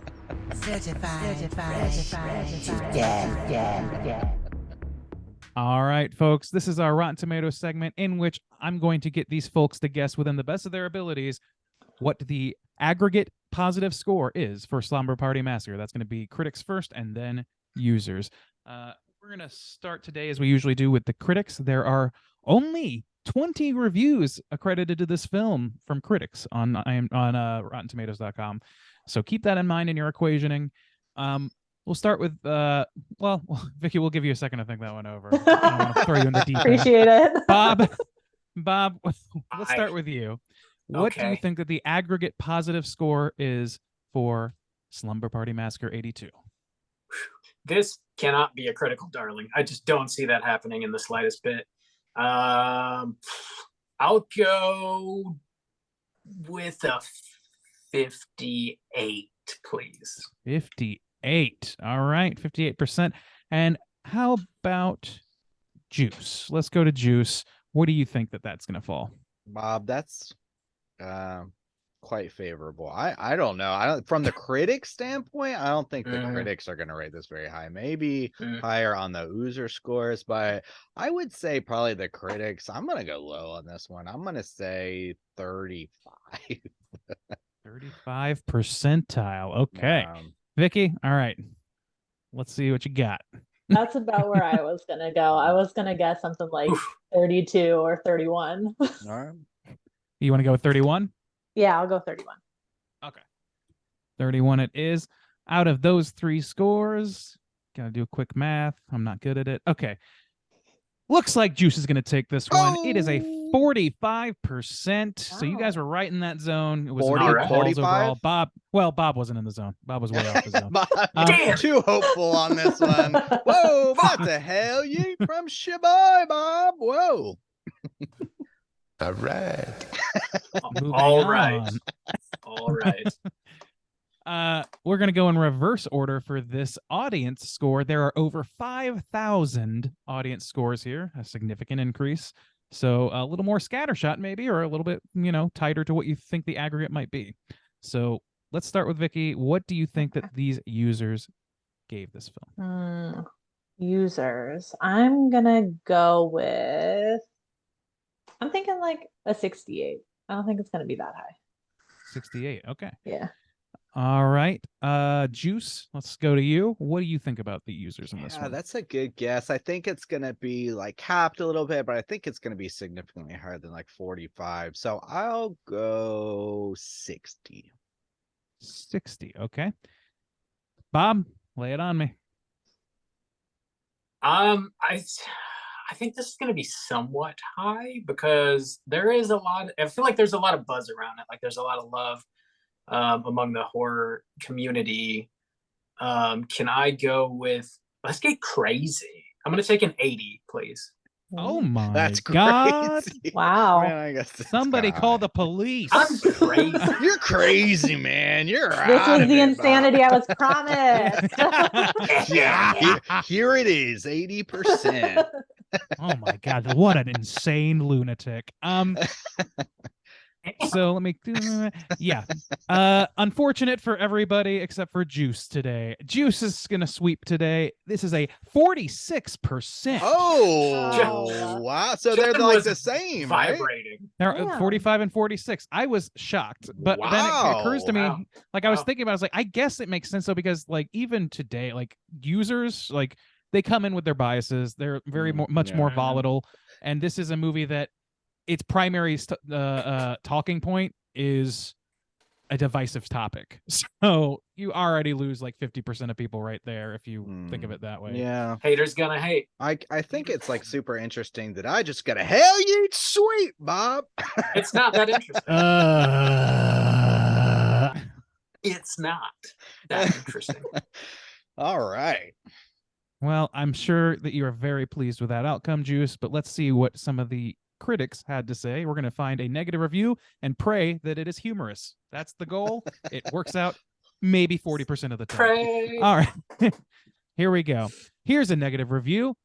He strain between content and tone leaves it feeling like no other slasher film of that period, and while it also leaves it more frustrating and ineffective, it stands out. What's happening? Did I have a stroke? You're having or did a this guy have a stroke. Okay. Ineffective. I don't feel as bad for not understanding a word that you just read. I read it verbatim because how That's do you a negative? I could not interpret it. That's a negative. It's a negative. He strained between content and tone, leaves it feeling. This is not. There's no periods or capitals, by the way. He strained between content and tone, leaves it feeling like no other slasher film of that period, and while it also leaves more frustrating and ineffectives, it stands out. ... It stands out. It stands out. I get it. Y'all don't get it. I get it. I think we have a winner. I'm not going to. I'm not going back to the well today. We got a funny one. Yeah. Maybe It it's stands out. English as a second language thing. I don't know, but Maybe. it sure is difficult for me to understand. It does All right. stand out for And sure. those tomatoes are nice and rotten. All done. Cool. I do have a little bit of trivia left over, so let's go and jump into trivia real quick. It's totally time for trivia. All right. So yeah, we already mentioned Rita Mae Brown wrote the screenplay for this movie. It was intended to be a parody of a teen slasher movie, and it was originally titled Sleepless Nights. When she submitted it to the producers, like we already mentioned, they filmed it as if it were not a parody, retitling it Slumber Party Massacre, of course. And yeah, this does claim that because of that, the movie holds a lot more humor than is intended by a lot of the other slasher movies of the genre. But like, I don't know how much you can like really confirm that, but it makes sense to me, I guess. That the name Sleepless Nights was used to convince the homeowners of the houses that you see in the movie to let the film crew in and actually use their houses to be in the movie.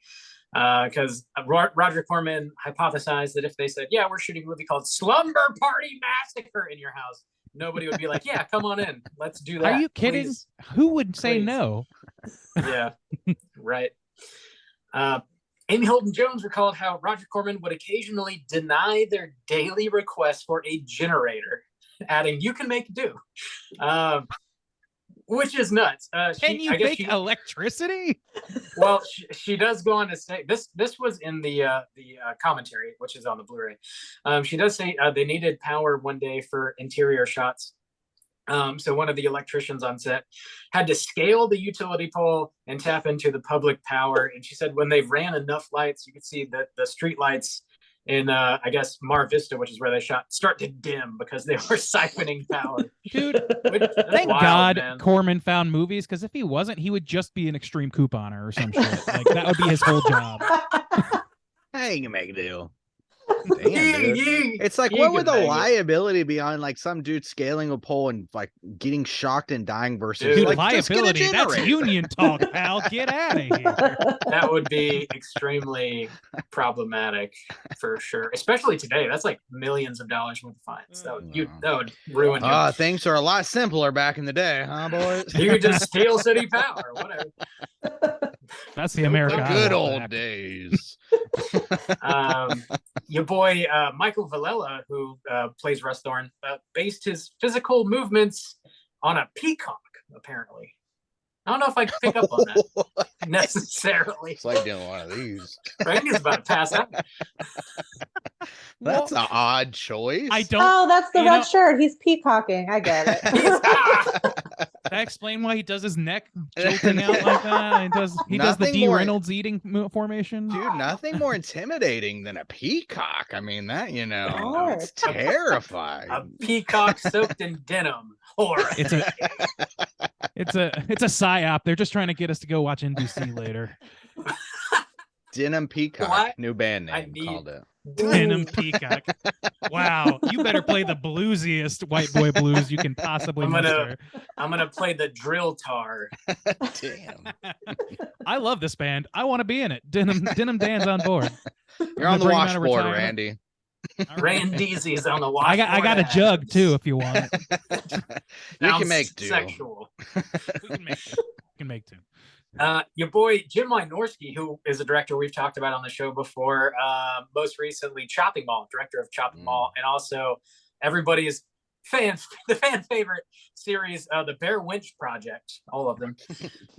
He released Cheerleader Massacre in 2003, which was originally planned as a fourth movie in the Slumber Party franchise, which I guess they retitled thinking better of that. But there's a fan remix that apparently exists, which adds the score of this movie to Cheerleader Massacre.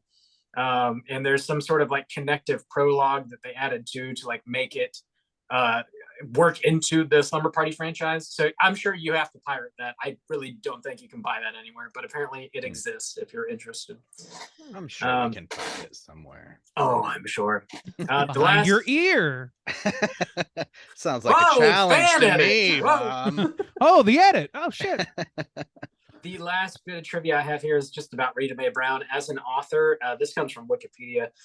She's an American feminist writer, best known apparently for her coming-of-age autobiographical novel called Ruby Fruit Jungle.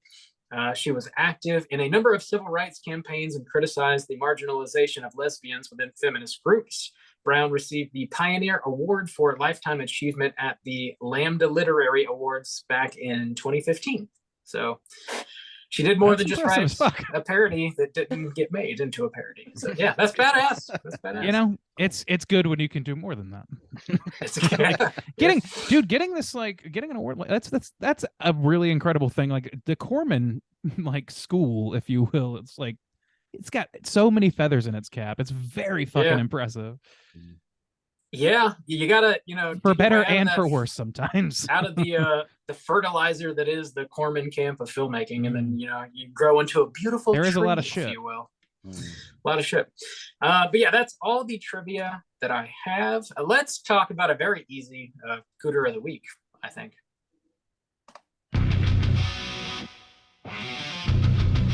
Straight chillin'. Cooter of the Week.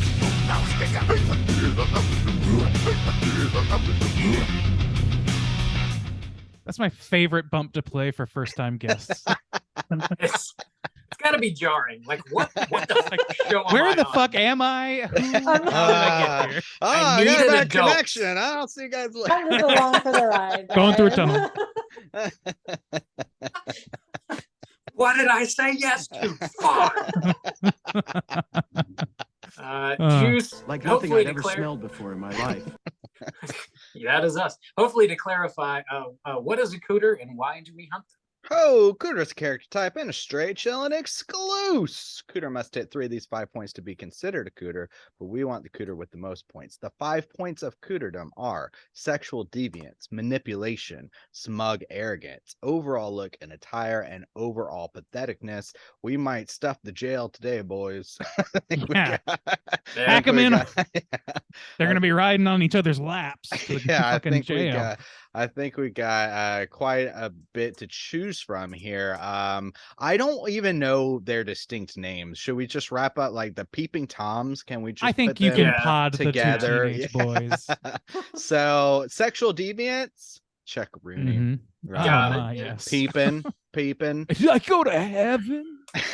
Fucking that line. It's like Overall patheticness, I think they hit quite high on that. Yeah, yes. they got super easy too.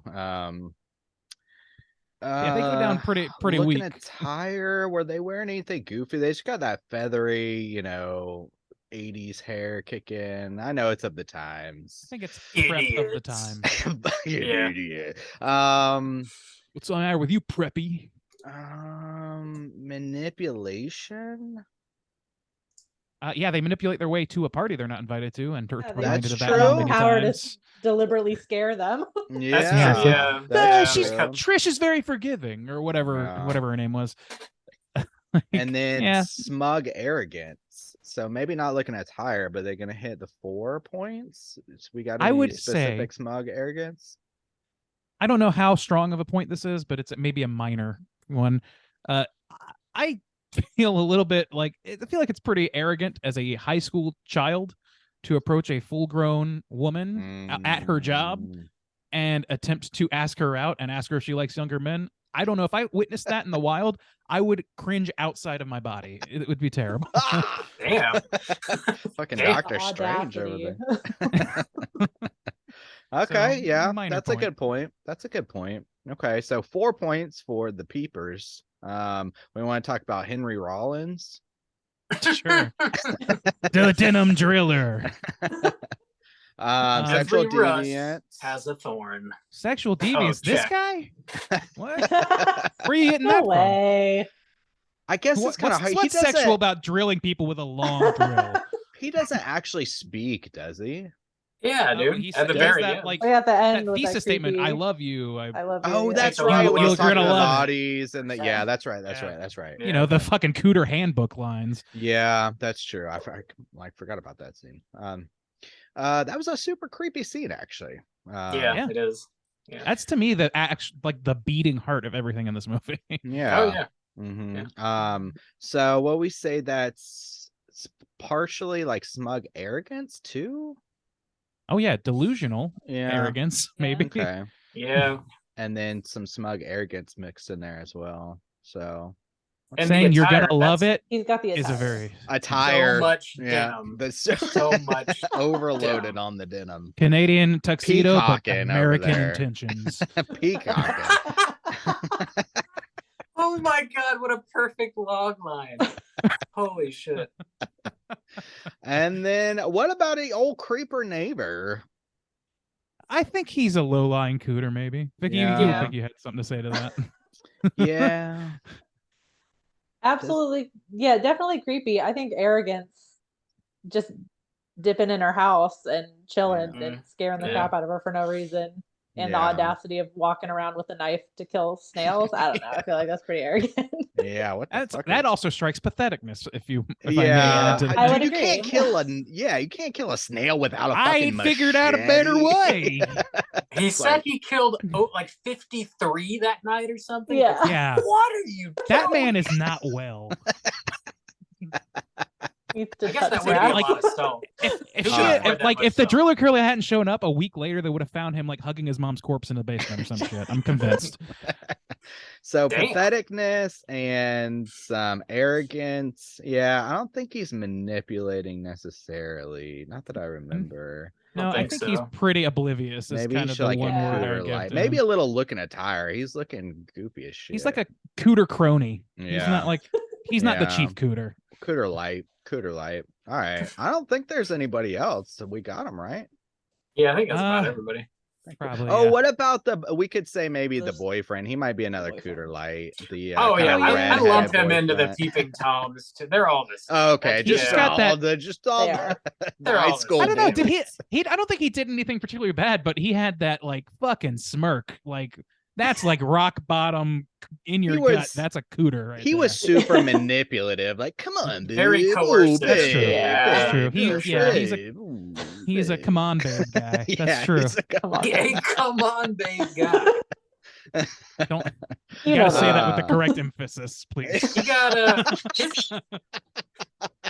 His decapitation was pretty badass in that movie. Actually, she goes back to find him, and That's his head cool. just rolls off. That was a good You movie. ever good go moment. in for That the was sick. kiss and his head rolls off? Classic high school. Every A time. million times. Every time. Coming of age story. See it every day. Every day. Wholesome. All right, yeah. I think we did some good work here today. Good job. I We did agree. Lock work. him up. Yeah, The quality is questionable. we got him. We got your boy Russ Thorn. Every Russ has its thorns. Let's go ahead and chill the fuck out. You know, let our hair down, kick our shoes off, and talk about what we've been watching this week.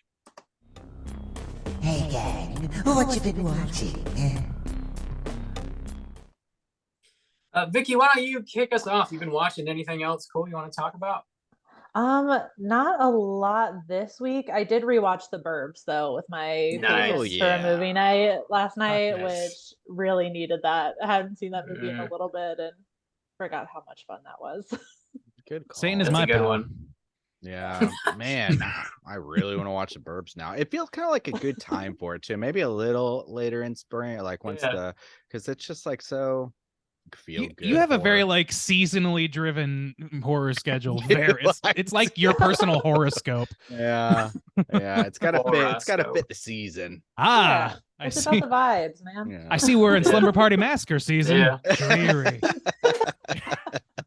The pizza dude survives that one, so Mhm. bonus. Yeah. Mhm.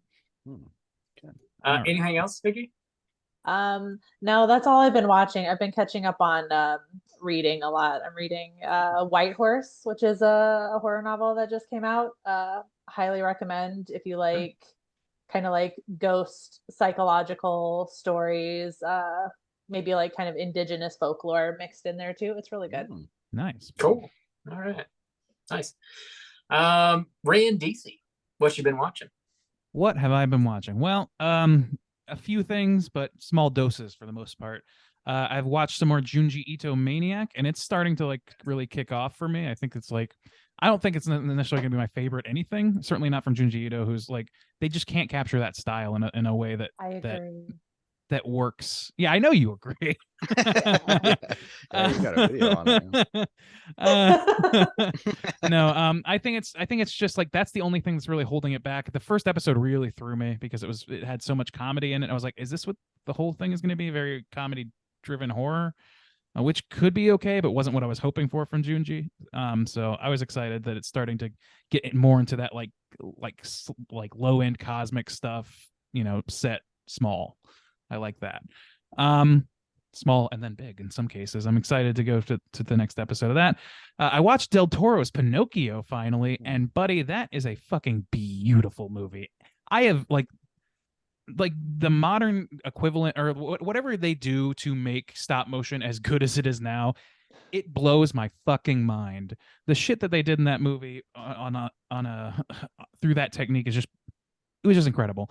The story was pretty by the numbers, but it kind of like, it's like the saddest possible version of that story.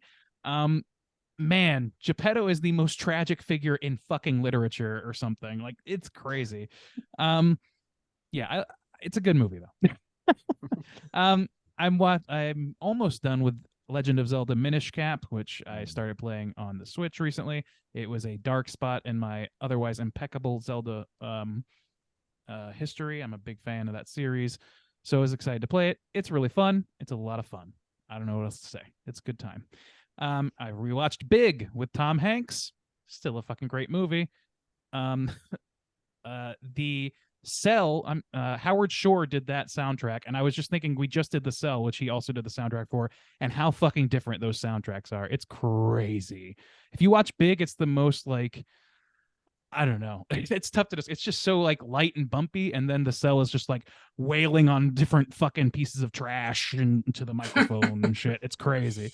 Yeah, good movie. And then started Poker Face with Natasha Lyonne, the Ryan Johnson and mystery series. It's very, very, very good so far. Halfway through episode 2. It's a very good show.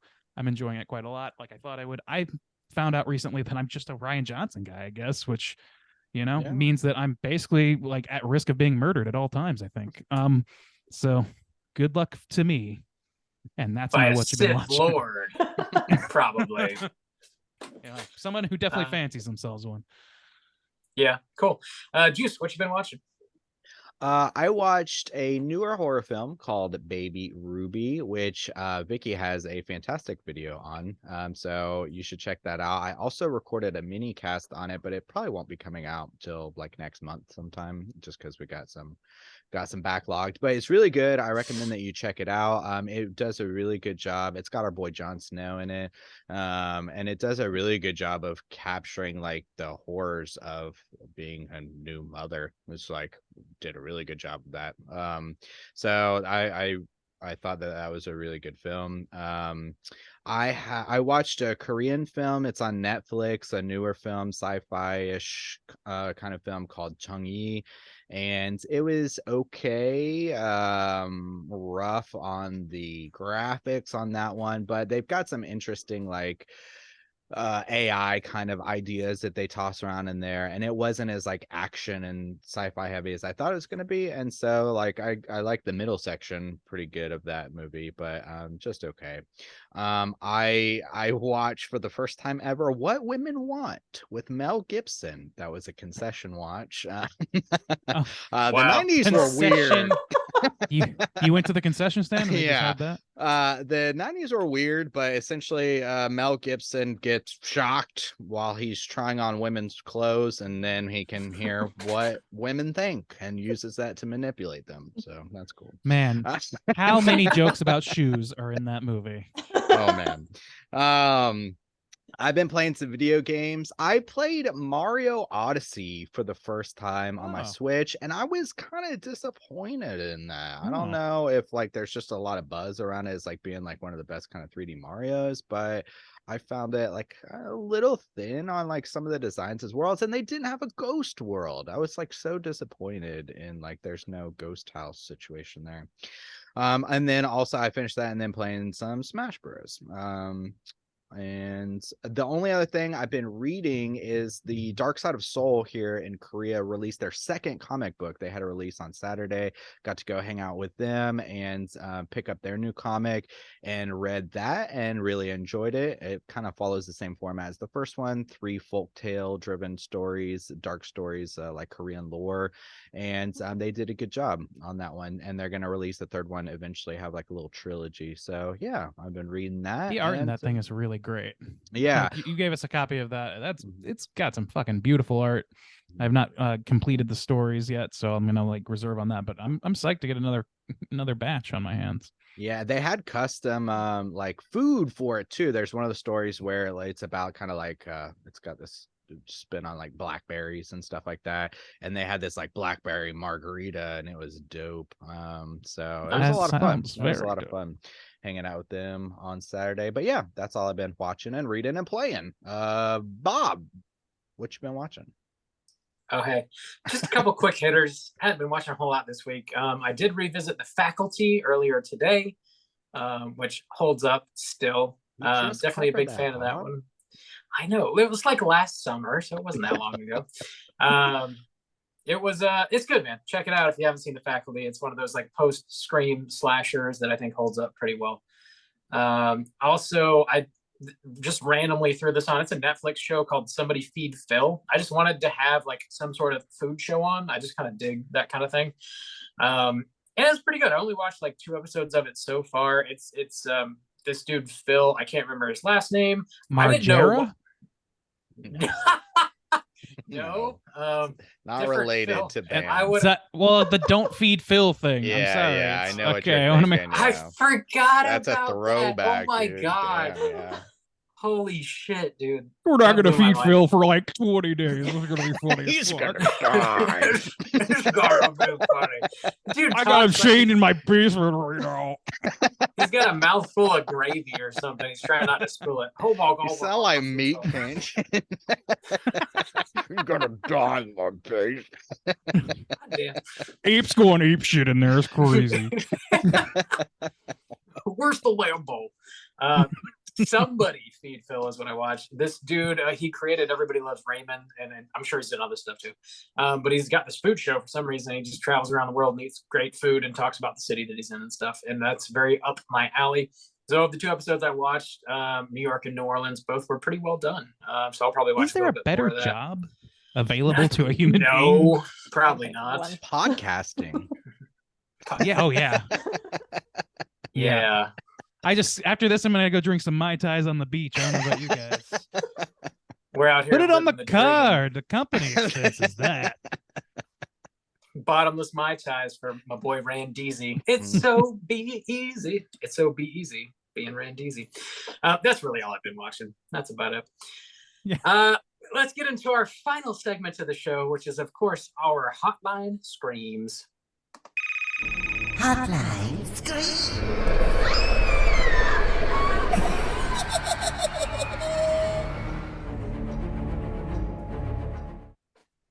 If you are listening and would like to call in and leave a voicemail to be featured on next week's show, hit us up at 904-638-3231.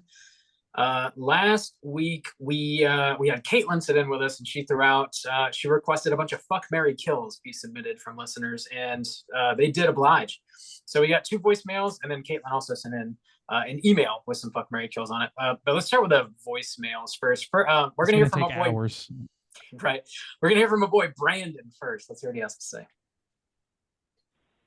Yo, what up? It's your boy Brandon. Just sitting here enjoying the fine film Slumber Party Massacre. Freaking Yabo Central popping a Q-J.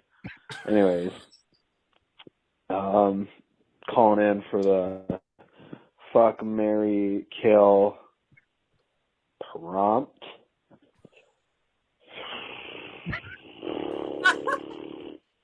We're going condiments, baby. Mayonnaise, cheese whiz, ketchup. Bam. What you gonna do? I know what I'm gonna do. I'm a fuck cheese whiz, because I mean, I'm gonna marry mayonnaise, because get that shit all in my body every day. And unfortunately, ketchup, she gone. So excited to hear what you guys think of that one. Cool. It's been nice. I'll catch you on the other side. I love you. Sorry, guys. I've been experimenting with playing all voicemails on half speed. That's my bad. The ever sober Brandon. Thank you for calling it. Teetotaling Brandon. Your boy, sober Brandon. Yeah, fuck, marry, kill, cheese whiz, mayo, and ketchup. Vicky, you wanna kick us off? What would you fuck, marry, and kill? Sure. Don't think about the mechanics. It's just warm up. Okay. I will just gonna have to kill cheese whiz. I'm vegan, so that's an easy one. We're gonna get rid of that one. Is that it's not a vegan product then? Like I don't think it's real cheese, is it? I don't know. I'll do some I don't know. research. You can kill it either way. Either way, On the kill safe it. side. That On the is the safe safe side. Is move. it better that it's not real cheese though? Is it better? No. The answer is no. Right. Affirmatively no. Yeah, I'm gonna kill that. One of the Google searches is cheese whiz healthy? No. No. I drink 8 cups of cheese whiz a day. Am I gonna live forever? God. Don't need to do Not vegan. Not vegan, Randy. Okay. Good to know. Okay. All right. I'm safe. Good call. Technically, neither is mayonnaise, but Oh yeah. You could do olive oil mayo. yeah, that's true. Okay. In that case, I Mano. don't know why this makes a difference. Oh, fuck mayonnaise. Why not? Yeah. Why not? I guess that means once you go mayo, you stay yo. You I don't know. That's a thing people say. That's a common phrase. And I'll marry ketchup. It's the most basic condiment. Makes sense. It's good. It's More good of a- shit. Yeah. Ray and Deezy, who are you fucking marrying and killing? My God. I think I agree, except I am going to make one alteration. I definitely want to kill Cheese Whiz. There's just not enough applications that I find tasty with Cheese Whiz. A few things I'll miss, maybe like the Phillies and things like that, but that's a pretty rare breed for me to go to in the first place. Pretty rare well. So kill that. I think I would probably fuck around with ketchup. I like ketchup, but there's only a few things that I like it on, mostly French fries, and French fries are great, and they're great with ketchup too. They can live without it. I'd prefer to have it. And then Mary is going to go to mayo, and it's specifically because mayo is the base for so many delicious, horrible for you pasta salads and shit like that. So I want that by my side. I want that in my lunch pail every day. You know what I'm saying? Okay. All right. Pasta salad fucks. Thanks, Randeezy. Juice, what about you? I'll kill Cheese Whiz and I will marry ketchup. I feel like that's something you could mostly have every day. Like if I took you for more of a catsup guy. Catsup, my boy Catsup. And then I guess fuck mayonnaise, because I'm not always like a big mayonnaise guy, but sometimes you can indulge, slap that on a messy Sammy or something like that, sounds pretty Talk good. dirty to me, damn. Robert, messy Sammy. Robert, what you going with?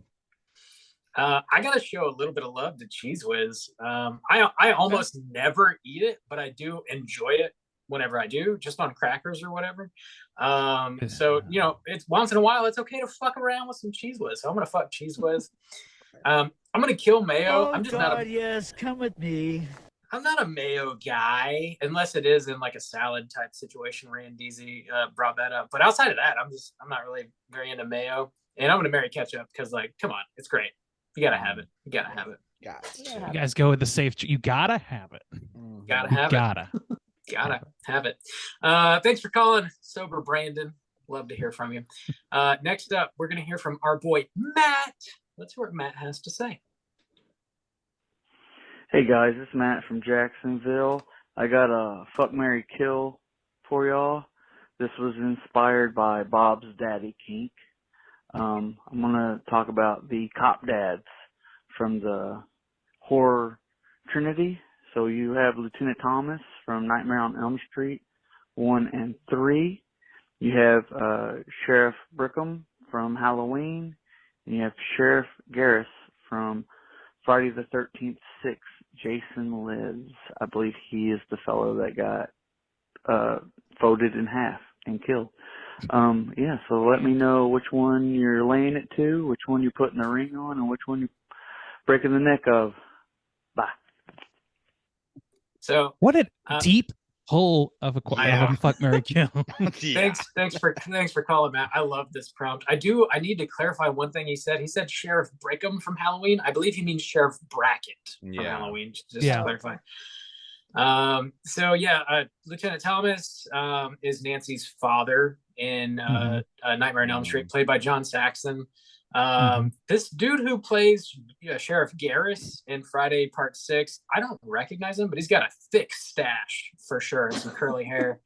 And then I feel like most people probably can conjure Sheriff Brackett. He's the guy that scares everybody in the movie.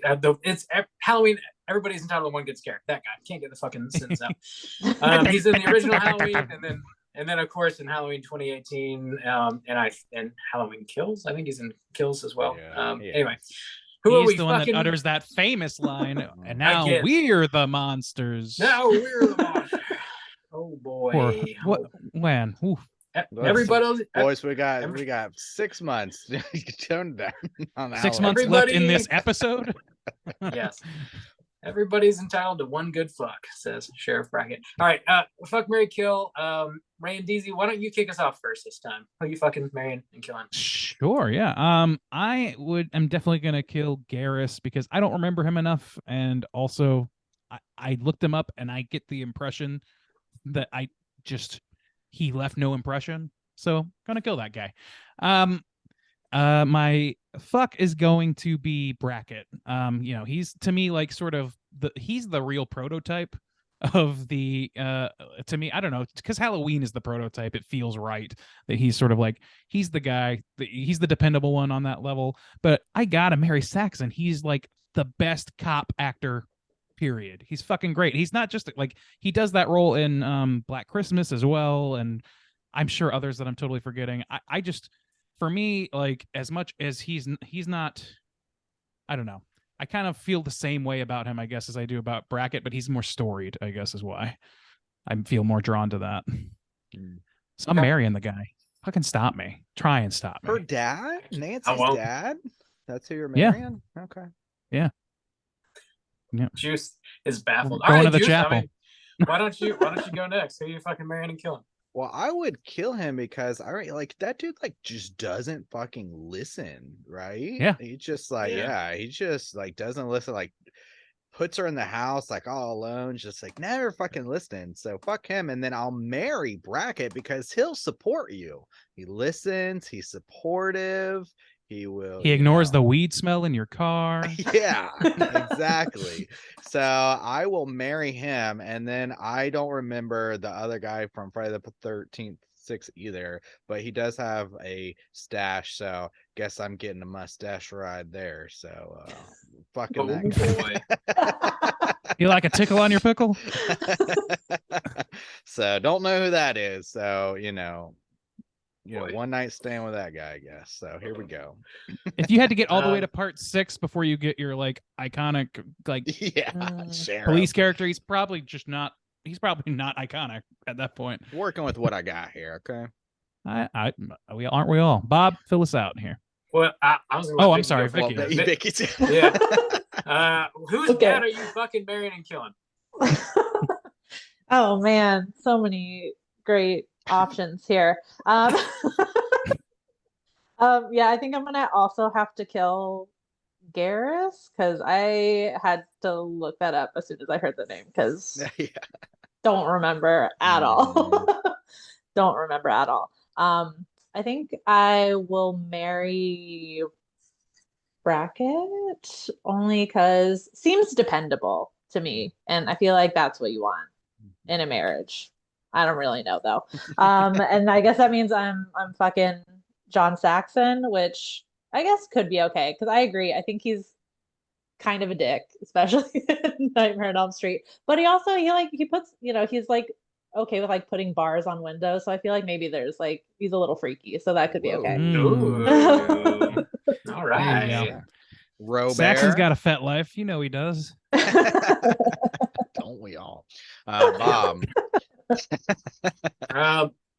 Yeah, I'm gonna kill Garrus because I can barely remember that character at all, to be honest.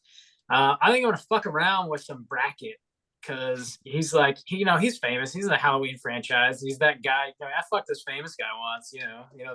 Everybody's entitled to one good scare. Yeah, that guy. And then I fucked him. I got a slice of that Halloween dick. And I think I'm marrying for money, and I got to assume that John Saxon.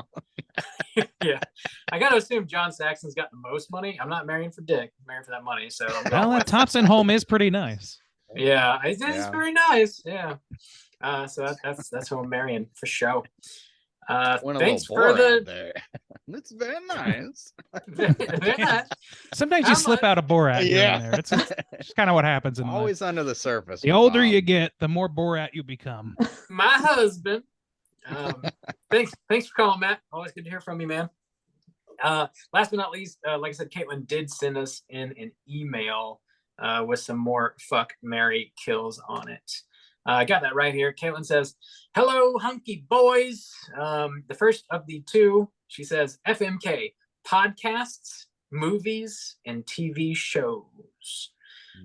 Juicy J, why don't you kick us off first?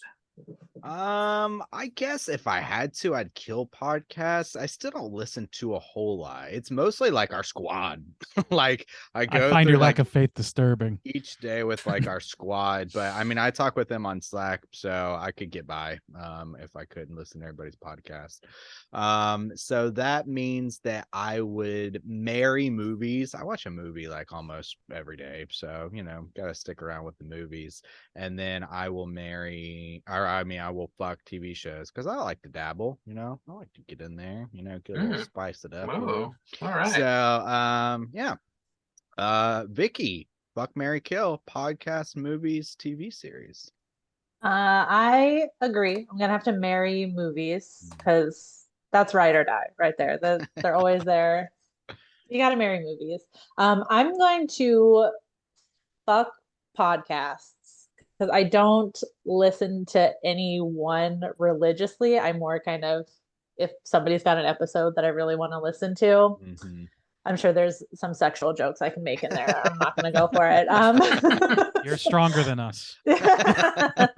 So I occasionally like to listen to podcasts, and I'm going to go ahead and kill TV shows because I'm going to be honest, I don't watch a lot of TV shows. I will just rewatch my comfort ones over and over, and that's it. So I can get rid of TV shows. There you go.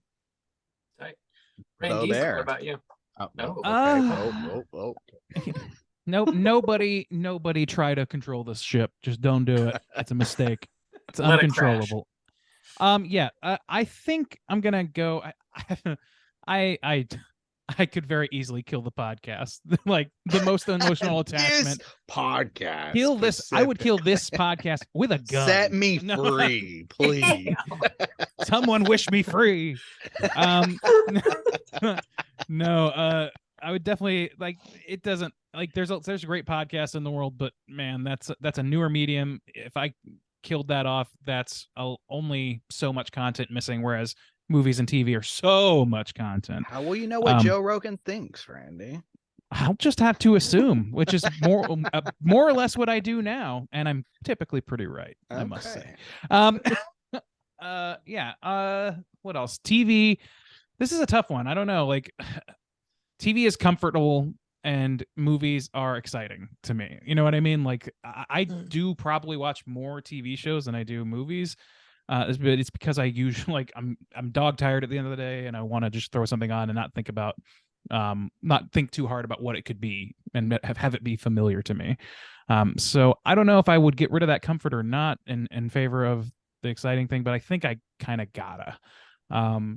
Movies, like there's just so much more weight you can put behind movies. There's some TV shows that have blown my fucking mind over and over and over again, but yeah, I think that you can still get a lot of that, most of that, if not all of that, in film.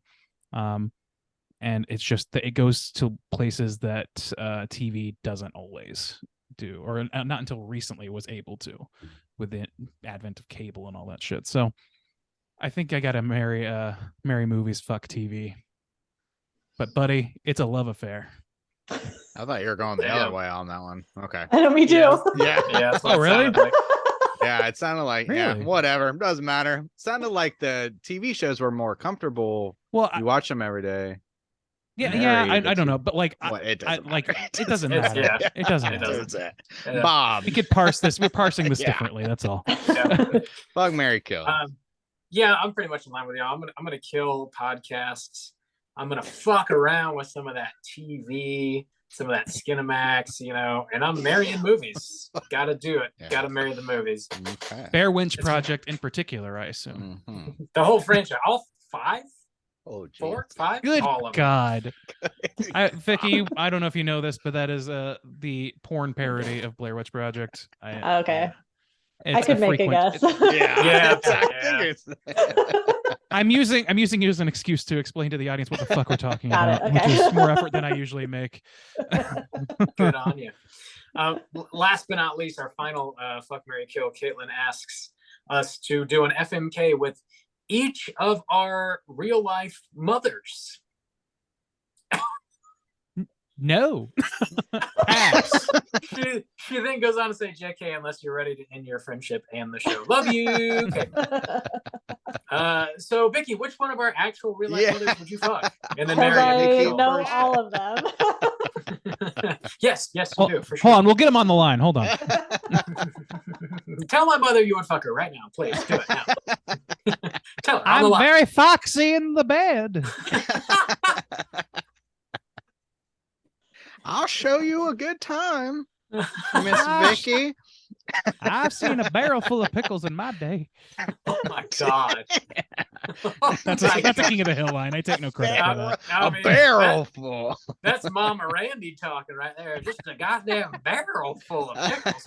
We're a very open family. You guys are representing your mother so well. Oh yeah. The gherkins, the dills, the sweets. I see them all. I ate a whole barrel of gherkins today, Randy. Don't tell your father. Make that money, Ma. Don't tell your father, Randy. I just ate Okay, a whole barrel of gherkins. This is now officially veering into dark territory. It's been weird. That's that straight chilling after dark. All right. We were teetering on the edge, but now I think we're plummeting. Let's move along. It's real weird now. All right. I think we're just going to plead the fifth on that one, on that last one there, Caitlin. Thanks for the email, though, for sure. Again, if you guys are listening, would like to call in and leave a voicemail to be featured on next week's show, hit us up at 904-638-3231. Do you guys have any prompts you want to throw out there for next week? What's our movie next week? Alien 3, chosen by Miles. You boy Miles. Hell yes. No. All right. Well, call in and let us know. Honestly, I'm curious because Alien 3 has a reputation. I have not seen it, but it has a reputation as being pretty disliked among a large group of people, I think. So I would like to hear from people who would argue against that and who would argue for that. Who's vehemently anti-Alien 3 and who's vehemently pro. I want to hear those strong arguments from people. Come out swinging. Yeah. We are almost wrapping up the Alien franchise at this point. I know. Almost. Close. Yeah. Just a couple. I think after this, there's 2 that we haven't covered. I'm pretty sure. The 4th one and I've wasted my breath. Prometheus. Prometheus. Yeah, I think that's it. Oh, and AVP 2. Is very, very important. Requiem. Oh God. Okay, never mind. Yeah. We still got a ways to go. So yeah, call in and let us know your thoughts on Alien 3. We're definitely gonna hear from Miles, of course, because it was his pick for sure. But yeah, let us know if you stand the movie or hate it and why. Vicky, again, thanks so much for sitting in with us and putting up with our bullshit for fucking 2 hours. We really, really appreciate that. Yeah, it was. Yeah, I just feel like I went to work again, but that's fine. And you back to work. Not over. Terrible. Why don't you remind our listeners just one more time where they can find your YouTube channel? Just go to YouTube.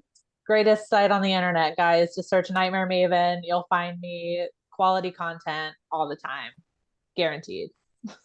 Hell yeah, all the time. Check it out. That's the confidence I strive to have. That you never will.